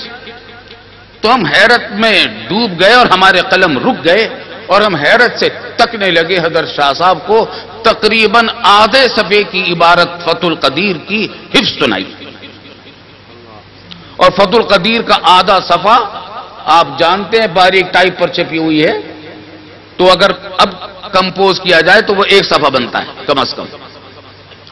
فرماتے ہیں کہ جب حیرت سے ہم تکنے لگے تو حضرت کو بھی خیال ہوا، تو فرمایا کہ جاہلین، حضرت شاہ صاحب رحمۃ اللہ علیہ اپنے شاگردوں کو پیار میں جاہلین کہا کرتے۔ جاہلین، یہ سمجھتے ہوگے کہ یہ فتح القدیر کی عبارت میں آج ہی دیکھ کر آیا ہوں؟ ایسا نہیں ہے۔ فلاں سن میں اتنے سال پہلے مجھے سفر پیش آیا لکھنؤ کا، 1-2 دن کا کام تھا، مگر اس کام کی وجہ سے مجھے 8-10 دن رکنا پڑ گیا۔ میزبان کے پاس ٹھہرا ہوا تھا، اب میرے پاس کوئی اور مشغلہ نہیں تھا، اس کام میں روزانہ تھوڑا ہی وقت لگانا پڑتا تھا، باقی وقت فارغ تھا، دل پریشان ہونے لگا۔ تو میں نے ان سے پوچھا تمہارے پاس کوئی کتاب ہے؟ تو انہوں نے کہا کہ ہمارے ابا جان کے زمانے کی ایک کتاب رکھی ہے الماری میں، وہ دیکھ لیجئے، عربی میں ہے۔ تو کہ مجھے لے گئے تو وہ کتاب دکھائی تو فتح القدیر تھی 6 جلدوں میں۔ فرمایا کہ وہ 8 دن جو تھے ان میں فتح القدیر کی سب جلدوں کا اس دن مطالعہ کیا تھا میں نے وہاں، اور یہ عبارت بھی اسی وقت پڑھی تھی. اس وقت کی عبارت کتنے سال پرانی عبارت آج حفظ پڑھ کے سنا رہے تھے. اچھا، اور حیرت کی بات اور 8 دن میں مطالعہ کیا فتح القدیر کا، اور اتنا جلدی اتنا تیز مطالعہ، پھر گہرا کتنا، اس کا اندازہ آپ اس سے کیجئے کہ ایک موقع پر حضرت شاہ صاحب رحمۃ اللہ علیہ نے فرمایا کہ فتح القدیر میں جتنی احادیث پر بحث علامہ ابن الہمام نے کی ہے وہ ساری احادیث علامہ ذیلی کے نصب الرایہ سے ماخوذ ہیں. آپ اندازہ کیجئے، یہ بات وہ کہہ سکتا ہے جس نے فتح القدیر کو بھی حفظ کیا ہو اور نصب الرایہ کو بھی. اور آگے فرماتے ہیں، پہلے فرمایا کہ جتنی حدیثیں فتح القدیر میں آئی ہیں وہ ساری کی ساری نصب الرایہ سے لی ہیں علامہ ابن الہمام نے، سوائے 3 حدیثوں کے. سوائے 3 حدیثوں کے. یہ 3 حدیثوں کا جو استثناء ہے یہ سوائے اس کے شخص کے نہیں کر سکتا جس کو نصب الرایہ بھی ازبر یاد ہو اور فتح القدیر بھی ازبر یاد ہو. حافظہ کا تو یہ عالم. اب دیکھیے علم کی پیاس. والد صاحب رحمۃ اللہ علیہ فرماتے تھے کہ میرے استاد علامہ شبیر احمد صاحب عثمانی راوی ہیں اس واقعے کے کہ جب حضرت شاہ صاحب رحمۃ اللہ علیہ مرض وفات میں تھے تو سب کو ہر وقت فکر لگی ہوئی تھی کہ پتہ نہیں کب یہ حادثہ پیش آ جائے گا. تو ایک رات میں اخیر شب میں یہ شہرت ہو گئی دیوبند میں کہ حضرت کی وفات ہو گئی. علامہ شبیر احمد صاحب عثمانی رحمۃ اللہ علیہ فرماتے ہیں کہ میں بے چین ہو کر نکلا تو حضرت شاہ صاحب رحمۃ اللہ علیہ کا مکان محلہ خانقاہ میں تھا، دارالعلوم دیوبند کی بستی سے قدر باہر بالکل کنارے پر. فرماتے ہیں کہ وہاں پہنچا تو دور سے دیکھا کہ حضرت کے مردانہ کمرے میں لائٹیں جل رہی، بجلی تو ہوتی نہیں تھی اس زمانے میں، روشنی. اس سے میرا ماتھا اور ٹھنکا کہ خبر صحیح معلوم ہوتی ہے. لیکن جا کر میں نے جو السلام علیکم کہا استیزان کے لیے، اجازت لینے کے لیے، تو اندر سے حضرت کی آواز آئی کہ آ جاؤ. اندر جا کر جو دیکھا تو منظر یہ تھا کہ مصلی پر بیٹھے تھے، ہاتھ میں فتاوی شامی تھی رد المحتار، اور لائٹین کے سامنے 2 زانو بیٹھے جھکے ہوئے اس پر مطالعہ کر رہے تھے شامی کا. علامہ شبیر احمد صاحب عثمانی کو حیرت ہوئی کہ اتنے سخت بیمار ہیں اور اس وقت اس طریقے سے مطالعہ فرما رہے ہیں. اچھا، ہمیشہ حضرت شاہ صاحب رحمۃ اللہ علیہ کبھی ٹیک لگا کر مطالعہ نہیں فرماتے تھے. والد صاحب رحمۃ اللہ علیہ فرماتے ہیں کہ ہمیشہ کتاب کے تابع ہو کر بیٹھتے تھے، تو یوں جھک کر مطالعہ فرما رہے تھے. تو علامہ شبیر احمد صاحب عثمانی فرماتے ہیں کہ میں نے سلام کیا، خیریت پوچھی، پھر عرض کیا کہ حضرت ایک بات سمجھ میں نہیں آئی. فرمایا کیا؟ کہتے میں نے عرض کیا کہ حضرت یہ بات سمجھ میں نہیں آئی کہ اس وقت میں آپ کو کون سا ایسا مسئلہ پیش آ گیا تھا جس کا حکم آپ کو معلوم نہیں تھا، اور اگر کوئی ایسا مسئلہ پیش آ گیا تھا تو ہم غلام کہاں مر گئے تھے، آپ ہمیں حکم دے دیتے، آپ کو نکال کر دکھا دیتے، عرض کر دیتے. یہ بات سمجھ میں نہیں آئی. تو فرماتے ہیں کہ حضرت کا مزاج یہ تھا کہ بھول پن بہت تھا، اس قسم کی بات کا کوئی جواب ذرا جلدی نہیں دیتے تھے. کہتے تکنے لگے میرے چہرے کو اور پھر فرمایا کہ بھائی یہ بھی ایک بیماری ہے، یہ بھی ایک بیماری ہے. مسئلہ کوئی تلاش کرنا نہیں تھا، سارے معلوم تھے، لیکن مطالعے کے بغیر چین نہیں آتی. تو ان حضرات کا ایک خاص وصف یہ تھا کہ حاصل شدہ علم پر کبھی ان حضرات نے قناعت نہیں کی. والد صاحب رحمۃ اللہ علیہ فرماتے تھے کہ ایک زمانے میں فرمانے لگے کہ دیکھو قدیم فلسفہ تو اب قدیم ہو گیا، جدید فلسفہ بھی پڑھنا چاہیے. چنانچہ والد صاحب رحمۃ اللہ علیہ فرماتے تھے کہ ہمیں جدید فلسفہ بھی حضرت نے پڑھایا. تو یہ علم کی پیاس تھی جو بزرگان دیوبند میں الحمدللہ پائی گئی اور خصوصیت کے ساتھ تھی. یہ خاص خصوصیت تھی دارالعلوم دیوبند کے ان اکابر کی.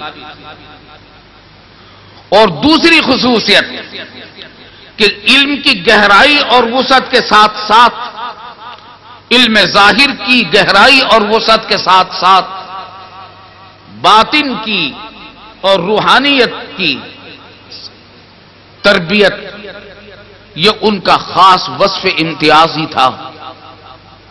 اور ان حضرات کا اخلاص، تواضع، تقوی ایسا تھا کہ اس کے حیرتناک واقعات در حقیقت صحابہ کرام کی یادوں کو تازہ کرتے ہیں.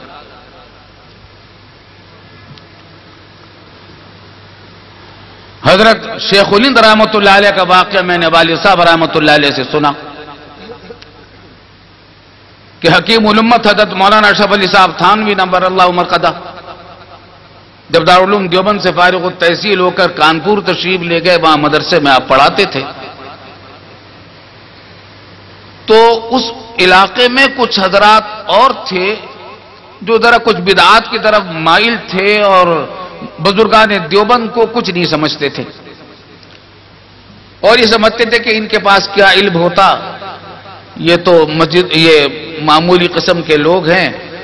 تو کچھ اختلاف بھی رکھتے تھے کچھ بدعات بغیر کی وجہ سے، اور علماء دیوبند کو رنگ میں نہیں لاتے تھے. تو حکیم الامت حضرت تھانوی رحمۃ اللہ علیہ کی دعوت پر شیخ الہند رحمۃ اللہ علیہ کانپور تشریف لائے. اعلان ہوا تو بہت بڑا جم غفیر جمع ہوا، عظیم الشان جلسہ ہوا، حضرت کا بیان شروع ہوا. حضرت شیخ الہند رحمۃ اللہ علیہ کی فصاحت و بلاغت اور علوم و معارف کا کیا ٹھکانہ، ان کا جو بیان شروع ہوا تو پورے مجمع پر ایک سکتے کسی کیفیت طاری ہو گئی، اور علوم و معارف کے دریا بہا دی حضرت نے. ابھی بیان چل رہا تھا کہ وہ حضرات بھی آ گئے جو دوسرے مسلک سے تعلق رکھتے تھے. اس زمانے میں مسلکوں کے درمیان اتنی منافرت نہیں تھی کہ ایک دوسرے کے جلسوں میں شریک نہ ہو. تو وہ آ گئے، آ کر بیٹھے. جیسے ہی حضرت شیخ الہند رحمۃ اللہ علیہ کی نظر ان پر پڑی، فوراً جملہ ادھورا چھوڑ کر ایک سیکنڈ کو کچھ سوچا اور خاموش ہو گئے، اور خاموش ہو کر بیٹھ گئے.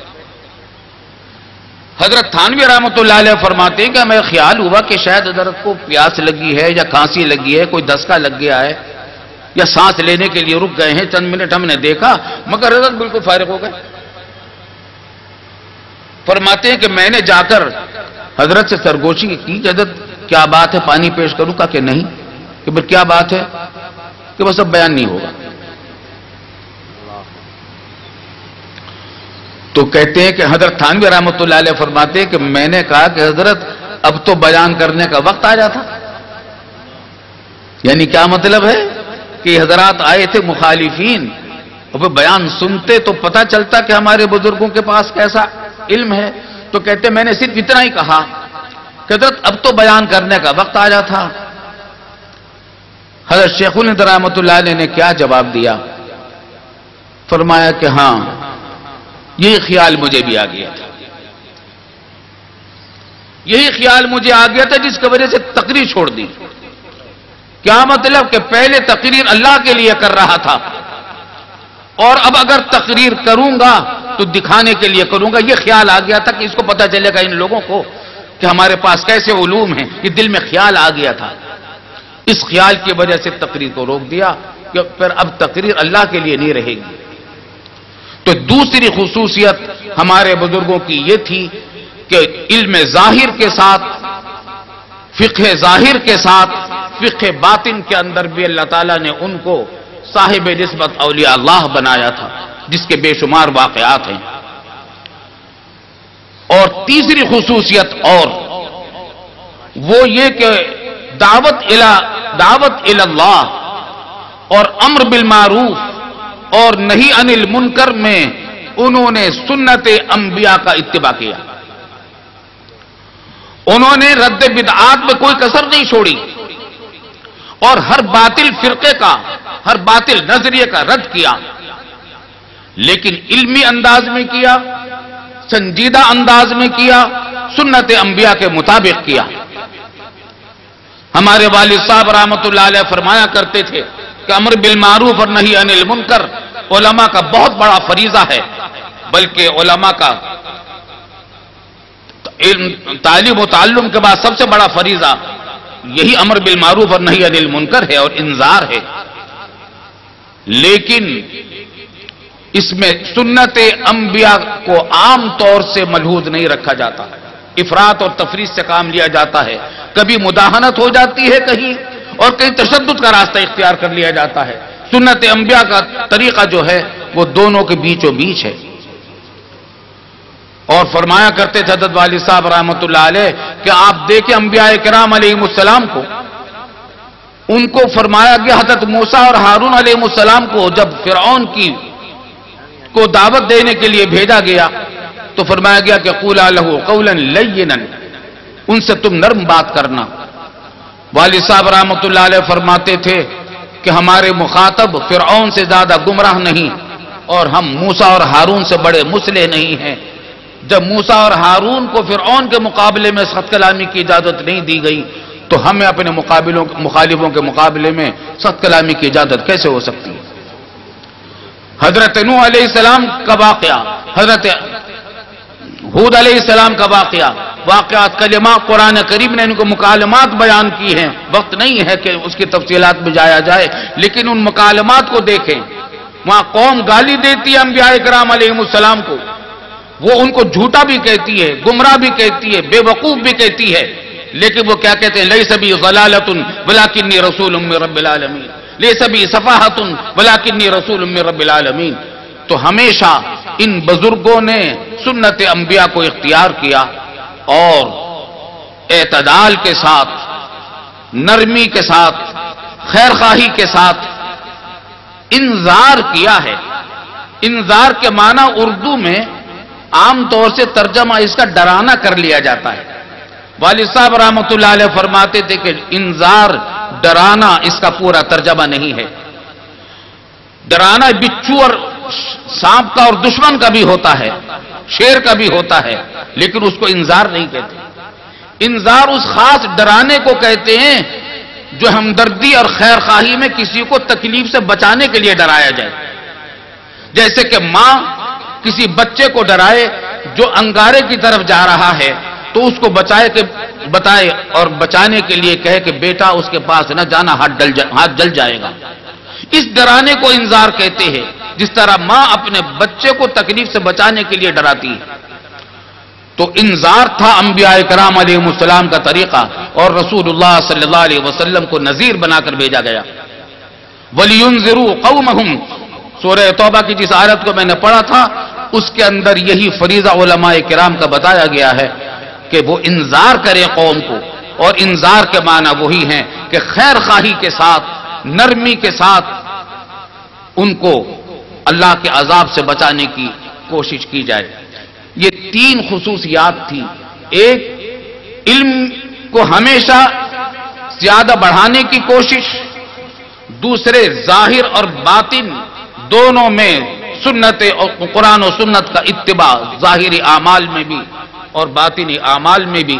اور تیسرے یہ کہ انذار جو علماء کرام کا فریضہ ہے اس میں انہوں نے سنت انبیاء کرام کو اختیار کیا.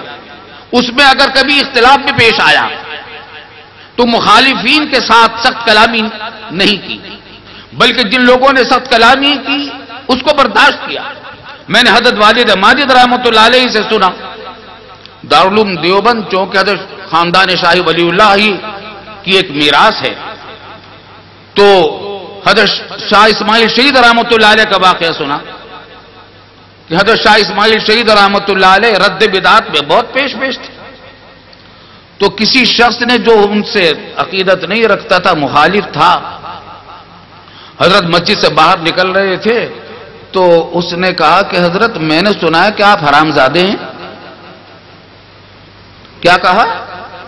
میں نے سنا ہے آپ حرام زادے ہیں. آپ دیکھیے نا، مجھ جیسا کوئی آدمی ہو تو کیا جواب دے گا؟ غصہ آئے گا، گالی کا جواب گالی سے دینے کی کوشش کرے گا. فرمایا کہ بھئی آپ کو کسی نے غلط اطلاع دی ہے، میری والدہ کی شادی کی اور نکاح کے گواہ تو اب بھی موجود ہیں، ان سے تحقیق کر سکتے ہو جا کر. یہ جواب دیا اس کی گالی کا. ہمارے بزرگوں کا شیوہ یہی تھا. اللہ تعالی ہمیں ان کی ان خصوصیات کو برقرار رکھنے اور پھیلانے کی توفیق عطا فرمائے. وآخر دعوانا الحمدللہ.